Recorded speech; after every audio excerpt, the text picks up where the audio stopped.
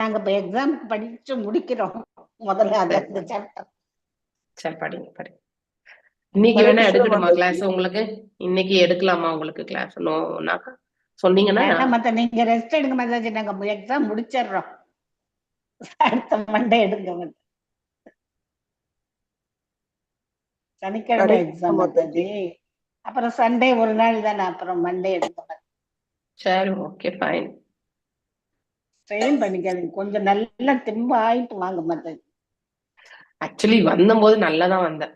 என்ன பண்றது, இந்த உடம்பு மாதாஜி மலை ஏறுறப்ப தெரியாது மாதாஜி கஷ்டம். மலை ஏறி இறங்குன உடனே மறுநாள் தான் கஷ்டம் தெரியும், கால் வலிக்கும். அது மாதிரிதான் மாதாஜி, அங்க ஒண்ணும் தெரியாது. ஆனா கரெக்ட். ஆனா என்னன்னா அங்க அந்த மாதிரி ஒரு ஒரு என்விரான்மெண்ட் எப்படி எடுத்துட்டு வந்தாங்கன்னாக்கா, கண்டினியூஸா நடக்கவே விடல அவங்க. ஒரு ஒரு 3/4 மணி நேரம் நடந்தா உட்கார்றது, அந்த மாதிரி ப்ராசஸ் வச்சதுனால கொஞ்சம் அந்த ஸ்ட்ரெச் ஆனதுனால வந்து டயரிங் இருந்தது வழிய, ஒரேடியா நடந்திருந்தா நீங்க சொன்ன மாதிரி நெக்ஸ்ட் டே எழுந்திருந்திருக்க மாட்டோம். So that is fine. But அந்த கேப் எல்லாம் பரவாயில்ல. ஆனா உடம்பு டயரிங் இருந்தப்போ நமக்கு ஒரு அன்வான்ட் ஸ்டப் நம்ம உடம்புல ஏத்திக்கின்றதுனால அது இம்பாக்ட் வந்து இடிச்சிருச்சு. ஒண்ணும் பண்ண முடியாது. ஓம் நமோ பகவதே வாசுதேவாய, ஓம் நமோ பகவதே வாசுதேவாய, ஓம் நமோ பகவதே வாசுதேவாய. நாராயணம் நமஸ்கிருத்யம் நரம் சைவ நரோத்தமம் தேவீம் சரஸ்வதிம் வியாசம் ததோ ஜெயமுதீரயேத். நஷ்டப்ராயேஷு அபத்ரேஷு நித்யம் பாகவத சேவையாம் பகவத்ய உத்தம ஸ்லோகே பக்திர்பவதி நைஸ்திகி. ஓம் அஜ்ஞானதிமிராந்தஸ்ய ஞானாஞ்சனே शलाकया चक्षुरुन्मीलितं येन तस्मै श्रीगुरवे नमः। श्रीचैतन्यमनोभीष्टं स्थापितं येन भूतले स्वयं रूपा गदा मह्यं तदा शिवपदान्तिकं। हे कृष्णा करुणा सिन्धु दीनबन्धो जगत्पते गोपेशा गोपिका कान्त राधकान्त नमस्तुते। तप्त काञ्चन गौराङ्गी राधे वृन्दावनेश्वरी ऋषभानुसुते देवी प्रणमामि हरिप्रिये। वाञ्छकल्पदारुभ्यश्च कृपा सिन्धुभ्येव च पतितनां पावनेभ्यो वैष्णवेभ्यो नमो नमः। जय श्री कृष्ण चैतन्य प्रभु नित्यानंद श्री अद्वैत गदाधार श्रीवासदि गौर भक्त वृंदा। हरे कृष्णा कृष्णा कृष्णा हरे हरे, हरे Ram Ram Ram Hare Hare. So reading from Bhagavatam, 4th canto, இல்லையா, செகண்ட் ஆர்டர். ஸோ அந்த இதுல நம்ம 20வது அத்தியாயத்துல 12வது ஸ்லோகம் இன்னைக்கு. ஸோ இன்னைக்கு யார் வாசிக்கிறதுன்னா பத்மா மத்தாச்சி வாசிக்கும் ஃபர்ஸ்ட். பின்னஷ்ய விங்கஷ்ய குணா பிரவாஹோ திரவ்ய கிரியாகாரக சேதனாத்மத மனஹ திரேஷ்டாசி சம்பத்சி விபத்சி ஷீரயோ நாவிக்ரியந்தே மயி பத்த சௌனஹ்ருதா. கிருஷ்ண. பத்மா மாதாச்சி வாசிக்க முடியுமா? உங்களால முடியலன்னா சொல்லுங்க, நான் வேற யாருக்குன்னா கொடுக்கிறேன். முடியும் மாதாஜி. எத்தனை ஸ்லோகம் மாதாஜி? 12. ஹரே கிருஷ்ண மாதாஜி. வின்னஸ்ய லிங்கஸ்ய குணப்ரவாஹோ திரவ்ய கிரியாகாரக சேதாத்மனஹ திஷ்டாசி சம்பஸ்ஸி விபஸ்ஸி சீரயோ ந விக்ரியந்தே மயி பத்த சௌனஹ்ருதாக. பின்னஸ்ய வேறுபாடு, லிங்கஸ்ய உடலினது, குண ஜட இயற்கையின் முக்குணங்களின் பிரவாக தொடர்ந்து ஏற்படும் மாறுதல், திரவிய பௌதிக பொருட்கள், கிரியா புலன்களின் செயல்கள், காரக தேவர்கள், சேத்தனா மனமும், ஆத்மனக சேர்ந்திருக்கின்ற, திருஷ்டானி அனுபவிக்கும் பொழுது, சம்பஸ்ஸி மகிழ்ச்சி, விபஸ்ஸி துன்பம், சீரிய அறிவிலே தெளிவு பெற்றோ ந இல்லை, விக்ரியந்தே பாதிக்கப்படுதல், மயி என்னிடம், பத்த சௌஹ்ருதா நட்பில் கட்டுண்டவன். All glories to Srila Prabhupada. மொழிபெயர்ப்பு. பகவான் விஷ்ணு பிருத்திமன்னரிடம் கூறினார், எனது அன்பிற்குரிய மன்னனே, ஜட இயற்கையின் முக்குணங்களின் தொடர்புகளினாலேயே இந்த பௌதீக உலகமானது நாளும் மாறிக்கொண்டே இருக்கின்றது. ஐம்பூதங்கள், புலன்கள், புலன்களை ஆளும் தேவர்கள், ஆத்மாவினால் கிளர்ச்சியுடும் மனம் இவைகள் எல்லாம் ஒன்று சேர்ந்தே ஒரு உடல் உண்டாகின்றது. இருந்தும் ஆத்மாவானது இந்த ஸ்தூல மற்றும் சூக்கும பொருள்களின் கூட்டுக்கலவினின்று வேறுபட்டதினால் என்னிடத்து ஆழ்ந்த நட்பும் அன்பும் கொண்ட பூரண அறிவு கொண்ட எனது பக்தன் இந்த பௌதீக இன்ப துன்பங்களினால் பாதிப்பு அடைவதில்லை. பொருளரே, இங்கே ஒரு கேள்வி.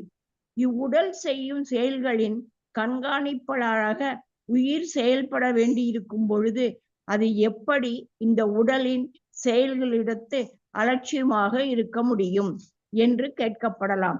இச்செயல்களெல்லாம் உயிர்வாழியின் ஆத்மாவின் செயல்களிலிருந்து முற்றிலும் வேறுபட்டவை என்பதே அதற்கான பதிலாகும்.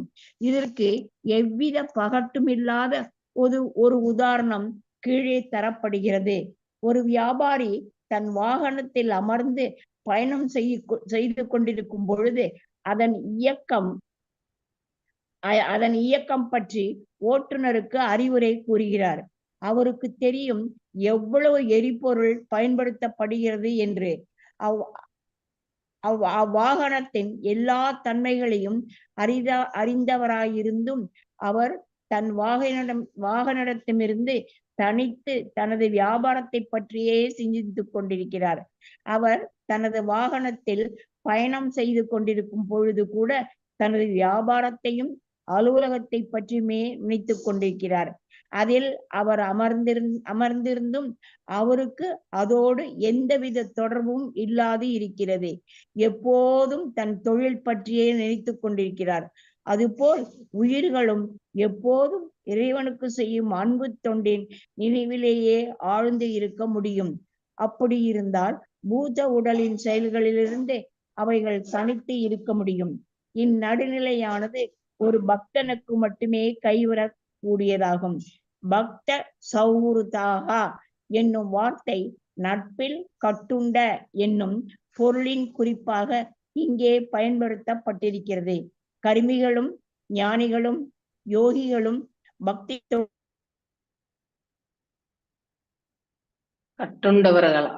தொண்டில் கட்டுண்டவர்களாக இருக்க முடியாது. கர்மிகள் எப்பொழுதும்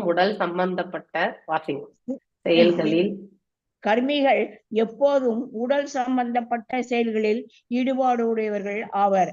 அவர்களது குறிக்கோள் உடல் இன்பம் ஒன்று மட்டுமே. தத்துவார்த்த யூகங்களிலிருந்து ஞானிகள் வெளியேற முயல்கின்றனர். எனினும் அவர்களால் முக்தி நிலையில் நீடித்திருக்க முடியாது. அவர்கள் பகவானின் தாமரை திருவடிகளை சரணடையாத காரணத்தினால் பிரம்ம உணர்வு என்றும் உயர் நிலையிலிருந்து அவர்கள் வீழ்ச்சி அடைகின்றனர். யோகிகளும் உடலியல் தத்துவ கோட்பாடு உடையவர்களே. அவர்கள் தாரணா, ஆசனா, பிராணாயாமம் போன்ற யோகங்களினால் உடலுக்கு பயிற்சி அளித்து அதன் மூலம் ஏதோ ஆன்மீக சக்தி எய்தலாம் என நினைக்கின்றனர். ஒரு பக்தனின் இடமோ உன்னதமானது. காரணம், அவன் முழு முதற் கடவுளிடம் நெருங்கிய உறவு வைத்திருக்கின்றான். ஆகையினால் அவன் செயல்கள் மற்றும் எதிர் செயல்கள் இரண்டினின்றும் தனித்திருந்து தனது உண்மையான பணியான பகவானுக்கு தொண்டாற்றுவது எனும் செயல் பக்தனுக்கு சாத்தியமாகிறது. ஹரே கிருஷ்ண மாதாஜி. தேங்க்யூ மாதாஜி. எஸ் ஜெயந்தி மாதாஜி வாசிங் நெக்ஸ்ட். சமஹ சமானோத்தமஹ மத்யமாதமஹ சிகே சதுகே ஜிதேந்திரியாஷஹ மயோபக்லுப்தாகில லோக சம்யுதோ விதத்ஸ்வ வீராகில லோக ரக்ஷணம். ஹரே கிருஷ்ண மாதாஜி. சமயக சமாதோத்தம மத்யமாதமக சிகே சதுக்கே ஜிதேந்திரயாசயக மயோபக்லுப்தாகிலா லோக சம்யுதோ விதஸ்வீராகிலா லோக ரக்ஷணம். சமநிலையில் சமான எல்லாம் சரிநிகர் என்று உத்தம உயர்ந்த நிலையில் இருப்போர், மத்தியம நடுநிலையில் இருப்பவர், அதம வாழ்க்கையில் கீழ்நிலையில் இருப்போர், சீகே மகிழ்ச்சியில், சா மேலும் துக்கே துன்பத்தில், சா மேலும் ஜித இந்திரியா புலன்களை கட்டுப்படுத்துகின்ற, ஆசையா மனம், மயா என்னால், உபலுப்தா ஏற்பாடு செய்யப்பட்ட, அகில எல்லாம், லோக மக்களால், சம்யுதா உடல் சேர்ந்து, விதஸ்வா அளிக்கிறது, வீர வீரனே அகில எல்லாம் லோக மக்களும், ரக்ஷணம் பாதுகாப்பு. மொழிபெயர்ப்பு. எனது அன்பிற்குரிய உயர்ந்த மன்னனே, எப்போதும் எதிலும் சாராத நடுநிலையில் இருந்து மக்கள் எல்லோரையும் அவர்கள் உன்னை விட உயர்ந்தவர்களாயிருந்தாலும் உனக்கு சமதையாக இருந்தாலும் அல்லது உன்னை காட்டிலும் கீழானவர்களாயிருந்தாலும் அவர்களை ஒரே சீராக நேராக நடத்துவாயாக. வந்து போகும் இன்பத் துன்பங்களினால் கவலையடையாதே. மனதையும் புலன்களையும் எப்போதும் உன் முழு கட்டுப்பாட்டில் வைத்திருப்பாயாக. இப்படிப்பட்ட உன்னதமான நிலையில் ஒரு மன்னனாக வாழ்க்கையில் எந்த நிலையில் நீ எனது ஏற்பாட்டினால் வைக்கப்பட்ட போதிலும் அந்நிலையில் இருந்து கொண்டு எனது ஆட்சியின் எல்லைக்குட்பட்ட மக்களை பாதுகாப்பது ஒன்றையே உன் கடமையாக கொண்டு அதனை நிறைவேற்ற முயல்வாயாக. பொருளுரை. முழுமுதற் கடவுளான பகவான் விஷ்ணுவிடமிருந்து ஒருவன் நேரடியாக பெறும் அறிவுரைக்கு இது சிறந்த உதாரணமாகும். ஒருவன் பகவான் விஷ்ணுவிடமிருந்தே அல்லது தனது ஆன்மீக குருவிடமிருந்தோ பெரும் ஆணைகளை சிறமேற்கொண்டு செய்து முடிக்க வேண்டும். முழுமுதற் கடவுளை பகவான் கிருஷ்ணரின் நேரடி ஆணையின் கீழ் நின்று குருச்சேத்திரத்தில் அர்ஜுனன் போர் புரிந்தான். அதுபோல இங்கு பிருது மகாராஜாவும் தனது கடமைகளை செய்வதற்குரிய கட்டளைகளை பகவான் விஷ்ணுவிடமிருந்து நேரடியாக பெறுகிறார். பகவத்கீதையில் சொல்லப்பட்டிருக்கும் விதிகளை நாம் கட்டாயம் பின்பற்ற வேண்டும். வியாவசாத்மிகா புத்தி. ஒவ்வொருவரும் பகவான் விஷ்ணுவிடமிருந்தோ அல்லது அவரது உண்மையான பிரதிநிதியிடமிருந்தோ கட்டளைகளை பெற வேண்டும். அப்படி பெறுகின்ற ஆணைகளை எவ்விதமான தனிப்பட்ட விருப்பு வெறுப்புகளுக்கும் இடமே தொடாது தனது உயிராகவும் ஆத்மாவாகவும் அவற்றை கொள்ள வேண்டும். ஸ்ரீல விஸ்வநாத சக்கரவர்த்தி தாக்கூர் கூறுகிறார், ஒருவன் தான் விடுதலை பெறுவோமா மாட்டாமோ என்பது பற்றி அதிகம் அக்கறை செலுத்தக்கூடாது. ஆனால் தனது ஆன்மீக குருவிடமிருந்து பெறப்படும் கட்டளைகளை உடனடியாக நிறைவேற்றுவதில் முனைப்புடன் இருத்தல் வேண்டும். குருவின் கட்டளைகளை நிறைவேற்றுவதிலேயே குறியாக இருப்பவன் எப்போதும் விடுதலை பெற்றவனாகவே இருக்கிறான். ஒரு சாதாரண மனிதன் வர்ணாசிரம தர்மங்களில் கூறப்பட்டுள்ள நெறிமுறைகளை தனது வர்ணம், அந்தணன், சத்திரியன், வைசியன் மற்றும் சூத்திரன் மற்றும் ஆசிரமத்திற்குரிய பிரம்மச்சரியம், கிரகஸ்தம், வானப்பிரஸ்தம் மற்றும் சந்நியாசம் கடமைகளை செய்வதன் மூலம் நிறைவேற்ற வேண்டும். இவ்வாழ்க்கை பிரிவின் கட்டளைகளை ஒருவன் தொடர்ந்து முறையாக செய்து வருவாயின் அவன் பகவான் விஷ்ணுவை திருப்திப்படைய செய்கிறான். மன்னனாய் இருக்கின்ற பிருது மகாராஜா கூட பகவான் விஷ்ணுவினால் எப்பொழுதும் உடலினால் விளையும் செயல்களில் இருந்து தனித்திருந்து தன்னை இறை தொண்டில் ஈடுபடுத்திக் கொள்ளும் போது விடுதலை நிலையினை அடைவாய் என்று அறிவுறுத்தப்படுகிறார். பத்த சௌகிருதா என்று முந்தைய ஸ்லோகத்தில் சொல்லப்பட்டிருக்கும் வார்த்தைக்கும் இங்கே விளக்கம் தரப்பட்டிருக்கிறது. எப்பொழுதும் தன்னை பரமாத்மனுடன் மிகவும் இணக்கமாக வைத்துக்கொண்டு அவரிடமிருந்தோ அல்லது அவரது பிரதிநிதியான தனது குருவிடமிருந்தோ பெறப்படும் உத்தரவுகளை உடலின் செயல்களிலிருந்து தன்னை தனிமைப்படுத்தி உரிய கவனத்துடன் செய்ய வேண்டும். பகவான் இவ்வாறு தனது நேரடி ஆணைகளினால் ஒருவன் பக்தி தொண்டினை எவ்வாறு செய்ய வேண்டும் என்பதை அதன் மூலம் வீடு பேறு பெற்று முழுமுதற் கடவுளை அடைவதற்கு தன்னை உயர்த்தி கொள்வது பற்றியும் கூறுகிறார். அவர் ஒரு குருவின் வடிவில் வெளிப்படையாக தமது கட்டளைகள் பிறப்பிக்கின்றார். ஆகையால் ஒருவன் தன் ஆன்மீக குருவினை சாதாரண மனிதனாக கருதக்கூடாது. பகவான் கூறுகிறார், ஆச்சாரியம் மாம் விஜானியன் நாவன் மண் ஏத கர்கசித். ஒருவன் தன் ஆன்மீக குருவினை சாதாரண ஆளாக எண்ணக்கூடாது. அவர் முழுமுதற் கடவுளின் பிரதிநிதி ஆவார். பகவத்கீதை 11:17-27. ஒருவன் தனது ஆன்மீக குருவினை முழுமுதற் கடவுளாக எண்ணி அவரை நடத்த வேண்டும். அவரை ஒரு சாதாரண மனிதராக கருதவோ அல்லது அவர் மீது துவேஷமோ கொள்ளக்கூடாது. இவ்வாறு நாம் நமது ஆன்மீக குருவின் கட்டளைகளை சிறமேற்கொண்டு பகவானுக்கு பக்தி தொண்டு ஆற்றி வருவோம் என்றால் உடல் சம்பந்தப்பட்ட மாசுகளினின்றும் பௌதீக செயல்களிலிருந்து விடுதலை பெற்று தமது வாழ்க்கையை வெற்றிகரமாக்கி கொள்ள முடியும். ஹரே கிருஷ்ணா மாதாஜி. தேங்க்யூ மாதாஜி. ஹரே கிருஷ்ணா. தேங்க்யூ மாதாஜி. ஹரே கிருஷ்ணா.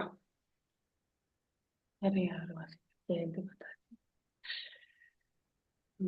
கலாவதி மாதாஜி நேத்து வாசிச்சாங்க. ஹரே கிருஷ்ணா. மல்லிகா மாதாஜி நீங்க வாசிக்கிறீங்களா? ஹரே கிருஷ்ணா. ஹரே கிருஷ்ணா மாதாஜி.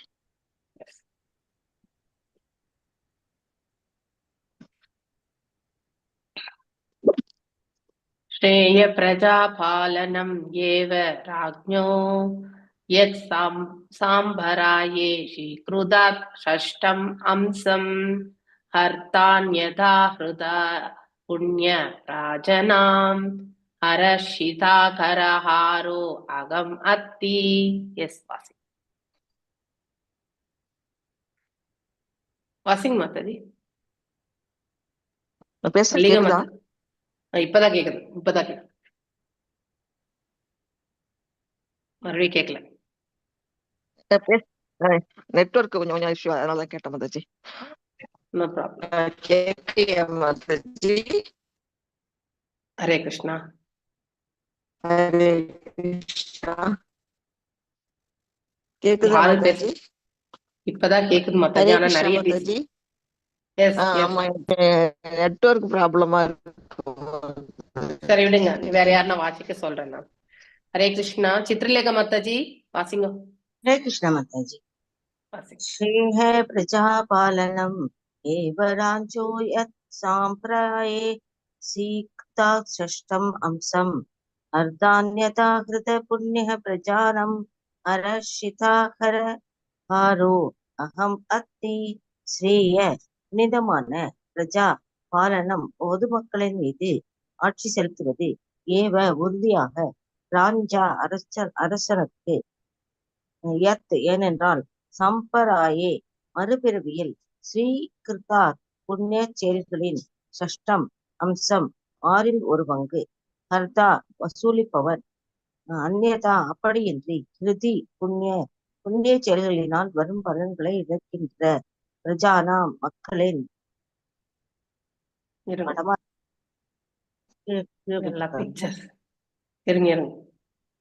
இதெல்லாம் பிக்சர்ஸ். அப்புறமா எப்பனா ஒரு வாட்டி நான் எடுக்கும்போது இதை பத்தி ஒரு வாட்டி சொல்றேன். அது கீழே கொடுத்துருக்காங்களோ? இல்ல இங்க ரைட் சைடு பாருங்க, 19th பேஜ்ல வருது. எஸ். அரஷிதா பாதுகாக்காத ஒருவன், ஹரஹார வரி வசூலிப்பவர், அகம் பாவம், அத்தி பெறுகிறான் அல்லது துன்புறுகிறான். மொழிபெயர்ப்பு: தனது ஆட்சியின் கீழ் உள்ள பொதுமக்களை பாதுகாப்பதே அரசனுக்கு விதிக்கப்படுகின்ற தர்மம் ஆகும். அவ்வாறு செயல்படும் மன்னன் தன் குடிமக்களின் புண்ணிய செயல்களின் ஒரு பங்கினை தனது அடுத்த பிறவியில் அடைகிறார். ஆனால் ஓர் அரசனோ அல்லது ஒரு நாட்டின் தலைமை பதவியில் இருப்பவனோ தன் மக்களிடமிருந்து வரிகளை மட்டும் வசூலிக்க விட்டு அவர்களுக்கு போதிய பாதுகாப்பு கொடுக்கவில்லை என்றால் அவனது புண்ணிய செயல்கள் பலன்களை அவனது குடிமக்கள் பெறுகின்றனர். பதிலுக்கு அவர்கள் செய்யும் பாவ செயலுக்குரிய தண்டனையை அவன் ஏற்க வேண்டியவனாகிறான். பொருளுரை: இங்கு ஒரு கேள்வி எழலாம். எல்லோரும் பௌதிக உலகின் செயல்களை புறக்கணித்துவிட்டு முக்தி பெறுவதற்காக பக்தி தொண்டில் ஈடுபட்டனர் என்றால் இங்கே நடைபெற வேண்டிய எல்லாம் எவ்வாறு ஒழுங்கா நடைபெறும்? இவ்வாறு செயல்கள் எல்லாம் தத்தம் வழியிலேயே நடைபெற்றவென்றால் ஒரு ஆட்சியாளன் அச்செயல்களிலிருந்து அலட்சியமாக இருக்க முடியும். இக்கேள்விக்கு பதில் கூறுமுகத்தான் இங்கே ஸ்ரேய புண்ணிய என்ற வார்த்தை பயன்படுத்தப்படுகிறது. சிலர் கூறுவது போல் சமுதாயத்தில் ஒவ்வொரு பிரிவதின் செயல்களும் முழுமுதற் கடவுளால் நற்செயலாகவோ அல்லது கண்களை கட்டிக்கொண்டோ நிர்ணயம் செய்யப்படவில்லை. தற்செயலாகவோ அல்லது கண்களை கட்டிக்கொண்டோ நிர்ணயம் செய்யப்படவில்லை. ஓர் அந்தனர் தனது கடமையினை மிகச் சிறியாக செய்தல் வேண்டும். அதுபோலத்தான் சத்திரியனும் வைசியனும் சூத்திரனும் செய்தல் வேண்டும். அப்படி செய்தால் ஒவ்வொருவரும் வாழ்க்கையின் உயர்ந்த குறிக்கோளை பௌதிக பகத்திற்கு விடுதலை பெற முடியும்.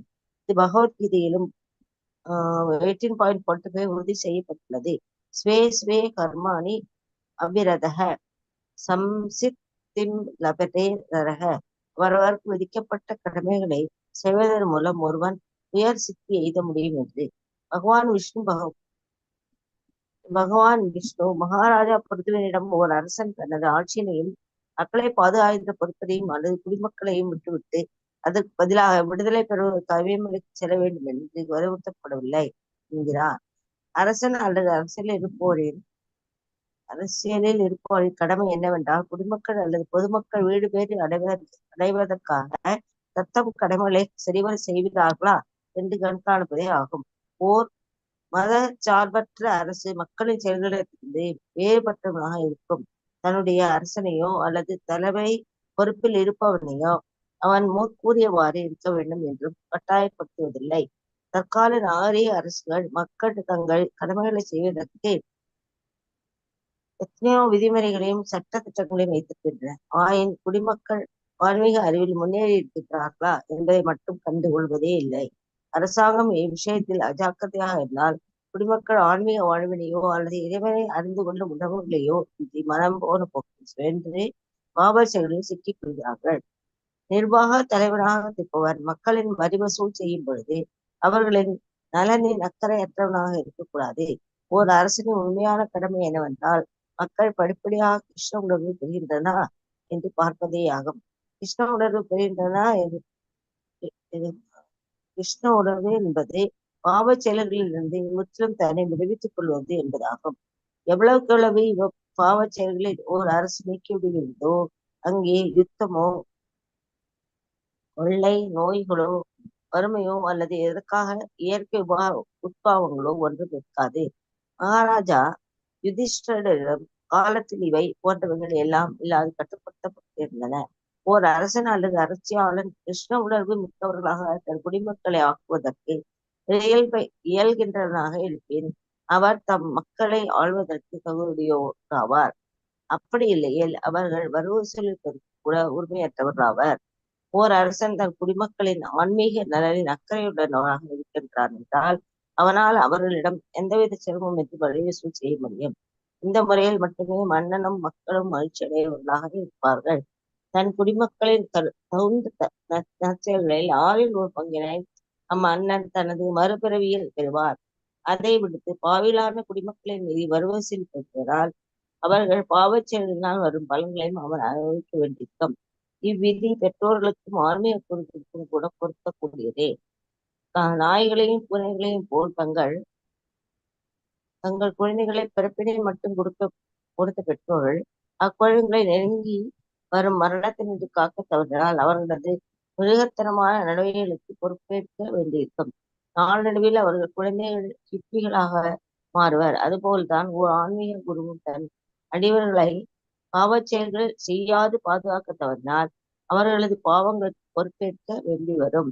இப்போதே சமுதாய தலைவர்கள் இத்துண்மையான இயற்கை விதிகளை அறியாதவர்கள். சமுதாய தலைவர்கள் குறைமதியுடையவர்களாக இருந்தால் மக்கள் துஷ்டர்களாகவும் திருடர்களாகவும் மாறி அச்சமுதாயம் ஆழ்வதற்குரிய சமுதாயமாக திகழ முடியாது. இப்போது உலகமெங்கும் ஆட்சியாளர்களும் மக்களுக்கும் இடையே சௌஜன்யம் இல்லாமையினால் இவ்வுலகில் எப்போதும் பதற்றமும் யுத்தமும் கவலையும் நிலவுகின்றன. Hare Krishna. Thank you Mataji. Thank you very much.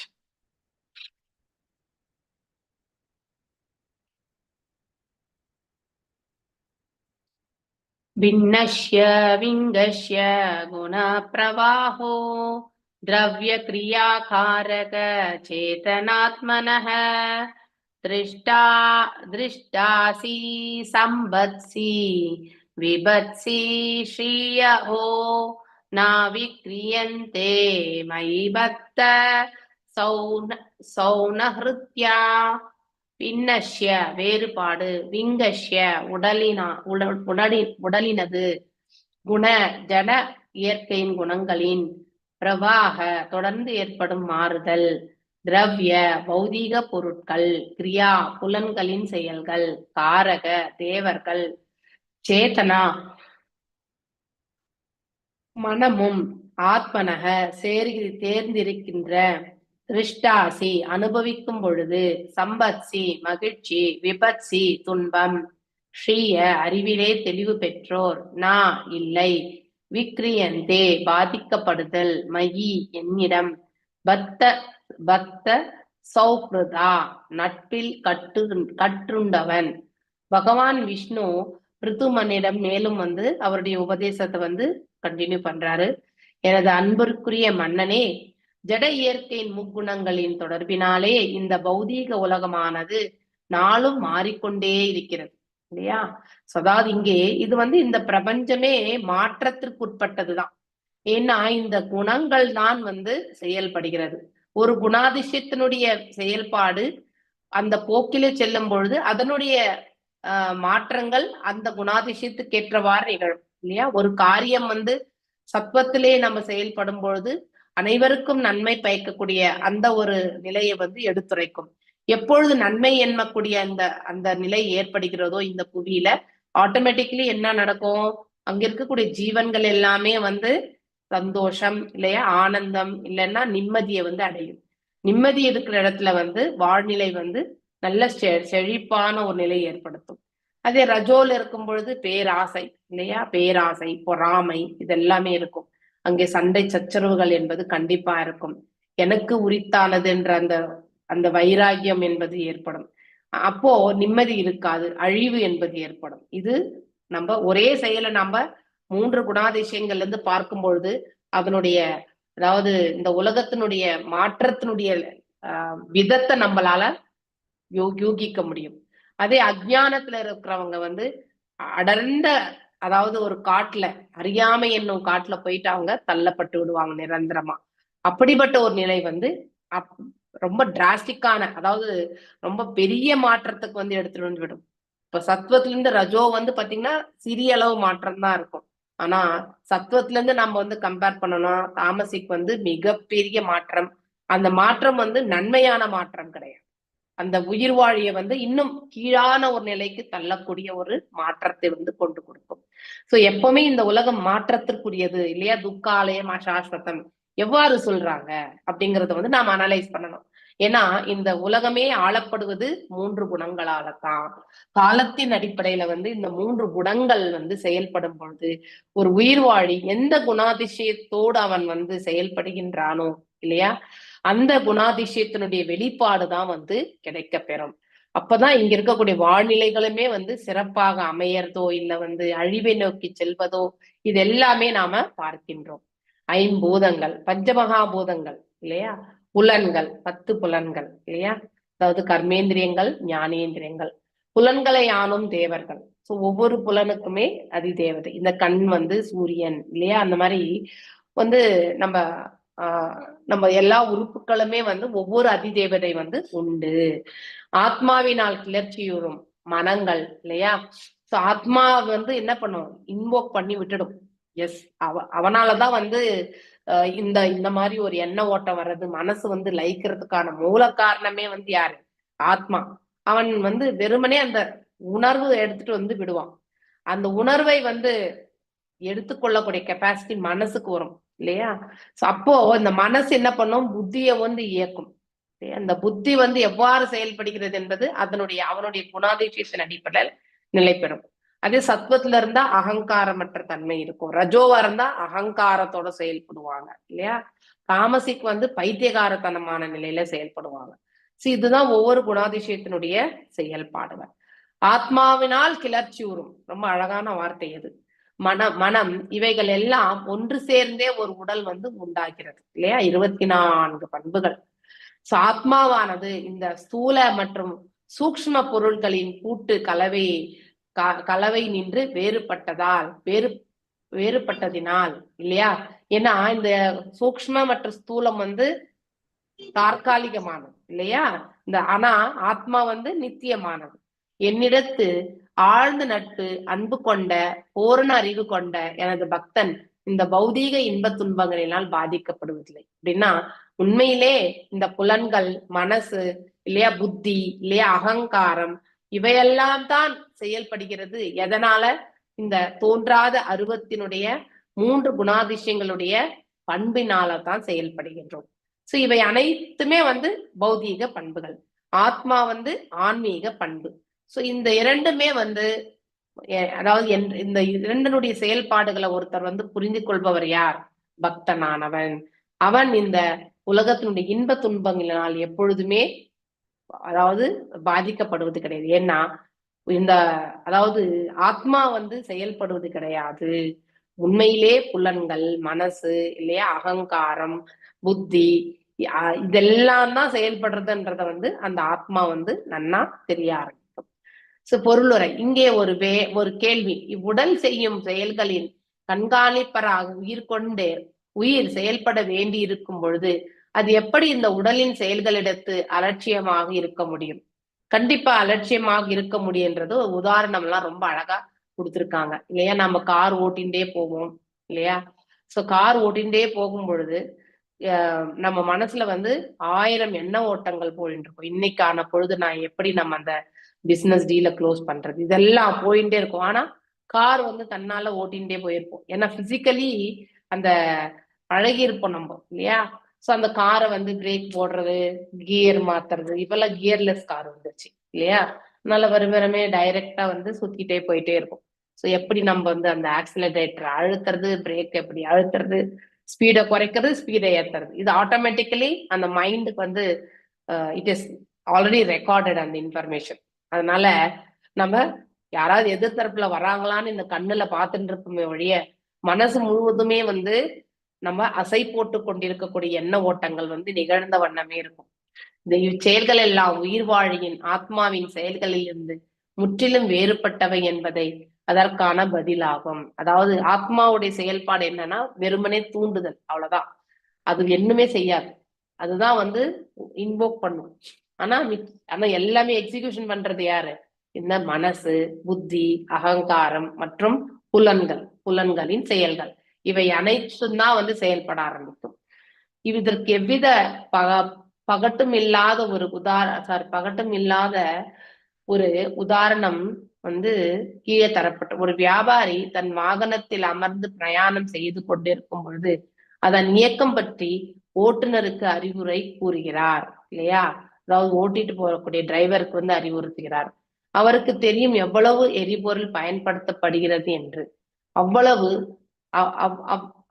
அவ்வாகனத்தின் எல்லா தன்மைகளையும் அறிந்தவராயிருந்தும் அவர் தனது வாகனத்திலிருந்து தனித்து தன் வியாபாரத்தை பற்றி சிந்தித்துக் கொண்டிருப்பார். இது நிகழக்கூடிய ஒன்று இல்லையா. மோஸ்ட்லி நம்ம டிரைவர் சீட்ல உட்கார்ந்து இருந்தா கூட நம்ம அநேகமான ஒத்தையாவே நம்ம டிரைவ் பண்ணிட்டு போனோம்னா நம்ம மனசு 1000 இடங்களுக்கு சென்று வரும். இன்னும் நம்ம டிரைவர் பொசிஷன் கூட இல்லைன்னா we are free. It is a responsibility of the driver இல்லையா. டிரைவர்னுடைய பொறுப்பு அது. இந்த ஆல்ரெடி சொல்லிடுவோம், இந்த இடத்த கூட்டின்னு போ அப்படின்னு நம்ம அவனுக்கு அட்ரஸ் எல்லாம் கொடுத்துருவோம். அவனுடைய கடமைன்ட்டு அவனை எடுத்துட்டு போனோம்னு சொல்லிட்டு இந்த டிரைவிங்க பத்தியோ இந்த வண்டி எங்க போறதுன்ற பத்தியோ அந்த வியாபாரி இல்லை, வியாபாரின்றதோட ஒரு சாதாரண மனிதன் கூட அப்படிதான் நினைப்பான். அவனுடைய வாழ்க்கையில கடந்து வந்த நிகழ்வுகள் இதெல்லாம் அசை போட நினைப்பான். இல்லைன்னு இன்னைக்கு என்ன செயலை நம்ம சாதித்தே ஆகணும்ன்ற நினைப்பு இருக்கும்.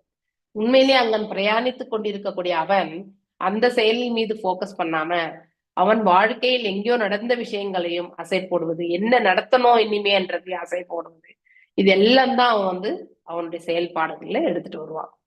இப்போ அந்த மாதிரி அவருக்கு தெரியும் எவ்வளவு எரிபொருள் பயன்படுத்தப்படுகிறது என்று.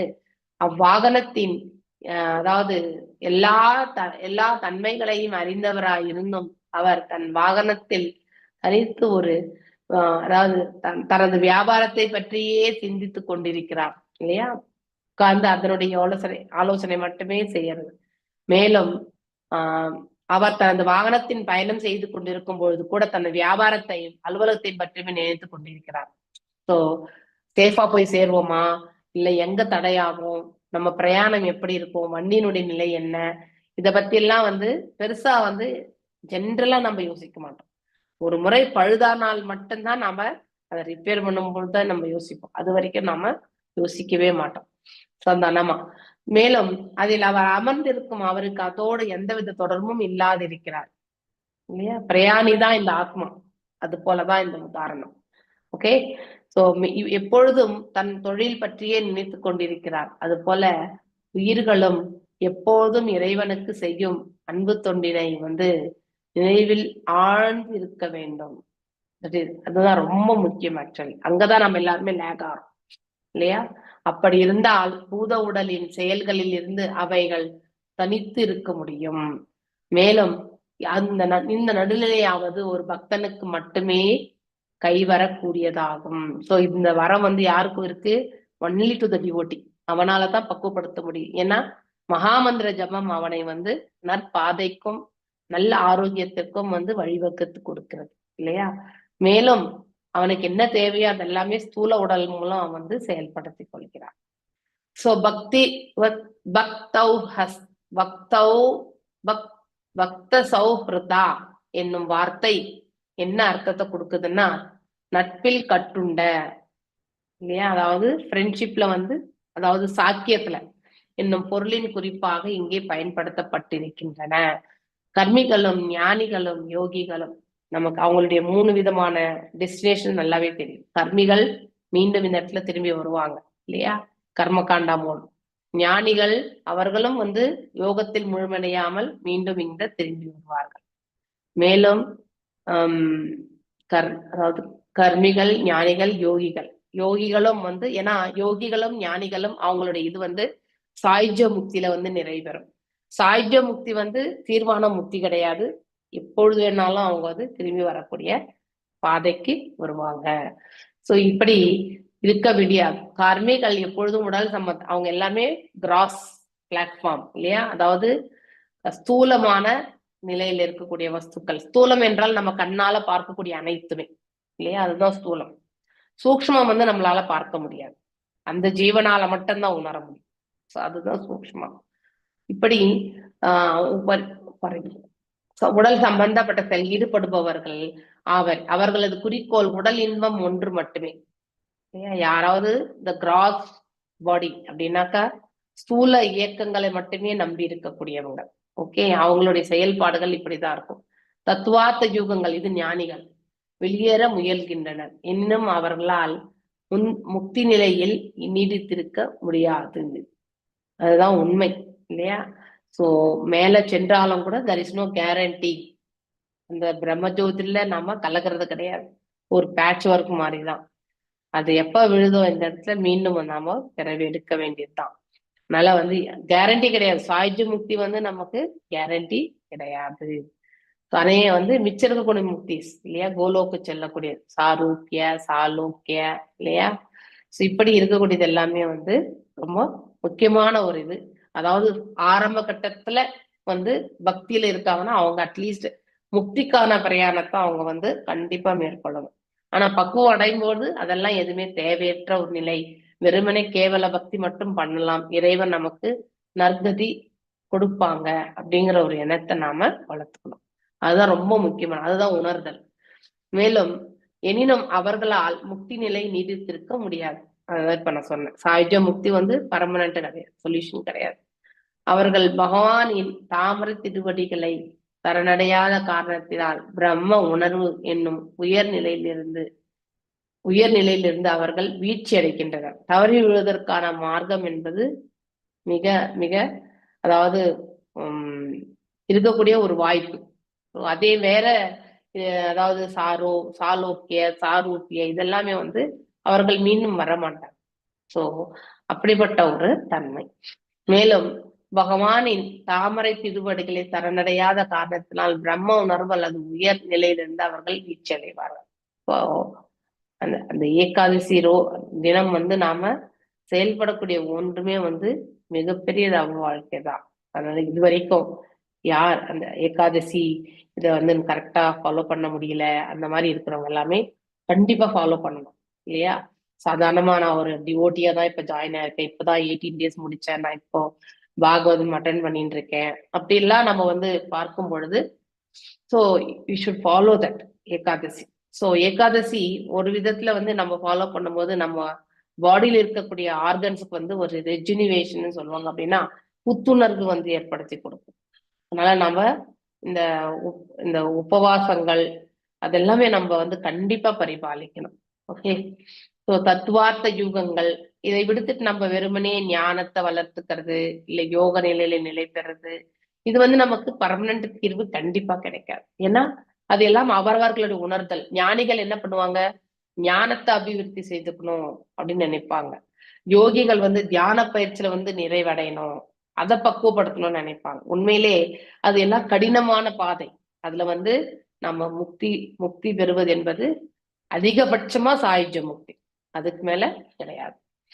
எனினும் அவர்களால் முக்தி நிலையை நீடித்திருக்க முடியாது. அவர்கள் பகவானின் தாமரை திரிவுகளை சந்தடையாது காரணத்தினால் பிரம்ம உணர்வு என்னும் உயர்நிலையிலிருந்து அவர்கள் வீழ்ச்சி அடைகின்றனர்.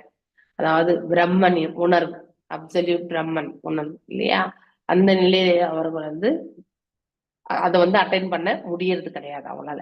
அதுல போயிட்டு அவங்க வீழ்ச்சி அடைகிறார்கள். யோகிகளும் அதே மாதிரிதான். ஏன்னா யோகத்தில் முழுமை அடையாதவர்கள் உடலியல் தத்துவ கோட்பாடுகளையே உடையவர். தாரணா, ஆசனா, பிராணயாமம் போன்ற யோகங்களினால் உடலுக்கு பயிற்சியளிக்கும். உடல் ஆரோக்கியம் அடையும், நோ டவுட். ஆனா மன ஆரோக்கியம் ரொம்ப ரொம்ப முக்கியம் இல்லையா. உணர்தல் எனக்கூடிய ஆரோக்கியம் ரொம்ப ரொம்ப முக்கியம் ஒரு உயிர் வாழ. அதன் மூலம் ஏதோ ஆன்மீக சக்தி ஏதலாம் என்று நினைக்கின்றனர். ஒரு பக்தனின் இடமோ உன்னதமானது. காரணம் அவன் முழுமுதற் கடவுளிடம் நெருங்கிய உறவு வைத்திருக்கின்றான். ரிலேஷன், சம்பந்தம் இல்லையா. சம்பந்தம் அபிதேயா அண்ட் பிரயோஜன். அபிதேயா பண்றதுனால சம்பந்தம் ஸ்ட்ராங் ஆயிடுறது. முதல்ல ஆரம்ப கட்டத்துல இறைவன் மீது ஈர்க்கப்படுவது சம்பந்தம் இல்லையா. அதன் பிறகு அந்த ருச்சியை அப்படியே எடுத்துட்டு போறது விதையா. மேலும் பக்தியில தன்னை ஈடுபடுத்தி கொள்றதும் அவங்களுக்கு அபிதேயா. அதனுடைய பலஸ்ருதியே அவன் கண்டிப்பாக அனுபவிப்பான். சோ அதனால அவனுக்கு நன்மையான ஒரு செயல்கள் சேரும். சோ இப்படி நாம அந்த முக்கியத்துவத்தை தெரிஞ்சுக்கணும். உடலுக்கு பயிற்சியளிப்பது, அதன் மூலம் ஏதோ ஆன்மீக சக்தி ஏதலாம் என்று நினைக்கின்றனர் இல்லையா. ஆனா அது முடியாது. நாம இந்த வெறுமனே யோகத்துல நம்ம இந்த மாதிரி கர்மம், ஞானம், அதுக்கப்புறம் யோக பயிற்சிகள் மூலியமா நம்ம அட்டைன் பண்றது ரொம்ப ரொம்ப கடினமான ப்ராசஸ். எத்தனை பிறவிகள் எடுப்போன்றது நமக்கே தெரியாது. அப்படிப்பட்ட ஒரு நிலை. ஆனா அதே பக்தனுக்கு அப்படி கிடையாது. So it is a direct இல்லையா. ஒரு லிப்ட்ல ஏறி டெஸ்டினேஷன் ரீச் ஆகிற மாதிரிதான். ஸோ காரணம் அவன் முழுமுதற் கடவுளிடம் நெருங்கிய உறவு வைத்திருக்கிறான். அதுதான் பக்தி பண்ணிட்டு இருக்கான்னு அர்த்தம். ஸோ நெருங்கிய உறவுன்னா அங்க போய் வைகுண்டத்துல உட்காந்து அவர்கிட்ட பேசுறது கிடையாது. தட் இஸ் நாட் நெருங்கிய உறவு இல்லையா. தட் இஸ் பை ஆத்மாவிலிருந்து அவரை எந்த ஒரு பக்தரையுமே நம்ம எடை போடக்கூடாது இல்லையா. எடை போடும்போது நாம் என்ன பண்ணுவோம், அவருடைய குவாலிட்டிஸை பத்தி நம்ம யோசிக்க ஆரம்பிப்போம். அதுக்கப்புறம் அவருடைய தவறுகள் எல்லாம் நம்ம கண்ணுக்கு வேண்டும் இல்லையா. அதனால எடை போடாமல் இருக்கிறது ஒருத்தரை பத்தி நாம அது மிக மிக நல்லது. மேலும் காரணம் அவன் முழுமுதற் கடவுளிடம் நெருங்கிய உறவு வைத்திருக்கிறான். இது யாரு? பக்தன். ஆகையினால் அவன் செயல்கள் மற்றும் எதிர் செயல்கள், அதாவது ஆக்ஷன் அண்ட் ரியாக்ஷன், ஒரு செயல் மற்றும் அதனுடைய அவுட்கம், வெளிப்பாடுகள் எல்லாமே இரண்டினின்றும் தனித்திருந்து. அப்படின்னா அவன் செய்யக்கூடிய செயலுடைய செயல் கடமையாக செய்வான், இறை தொண்டாக எண்ணிக்கொண்டு செய்வான், நிஷ்காம கர்ம யோகத்திலிருந்து செயல்படுவான், ஒரு பக்தனாக இருந்து செயல்படுவான், அதனுடைய பலன்களை எல்லாம் அவன் எதிர்பார்க்காமல் செயல்படுவான். அதுதான் மிக மிக முக்கியமானது. சோ தனது உண்மையான பணியான பகவானுக்கு தொண்டாற்றுவது என்னும் செயல் பக்தனுக்கு சாத்தியமாகிறது. நாம பௌதீகத்துல பிராக்டிஸ் பண்ணும் பொழுது ஆன்மீகத்திலையுமே நம்மளால அதை பரிபாலிக்க முடியும். ரொம்ப அழகான ஸ்லோகம். சமாத்மோத்தம மத்தியமாக சீகே சதுகே ஜிதேந்திரியாஷஹ மயோ பக்லுப்தாகில லோக சம்யுதோ விதஸ்வ வீராகில லோகாரக்ஷணம். சோ சமநிலையில், சமான, எல்லாம் சரிநிகர் என்று, உத்தம உயர்ந்த நிலையில் இருப்போர், மத்தியம நடுநிலையில் இருப்போர் இல்லையா, அதம வாழ்க்கையில் கீழ்நிலை இல்லையா, கனிஷ்ட மத்தியம அண்டு உத்தம 3 நிலைகள். சீகே மகிழ்ச்சியில்,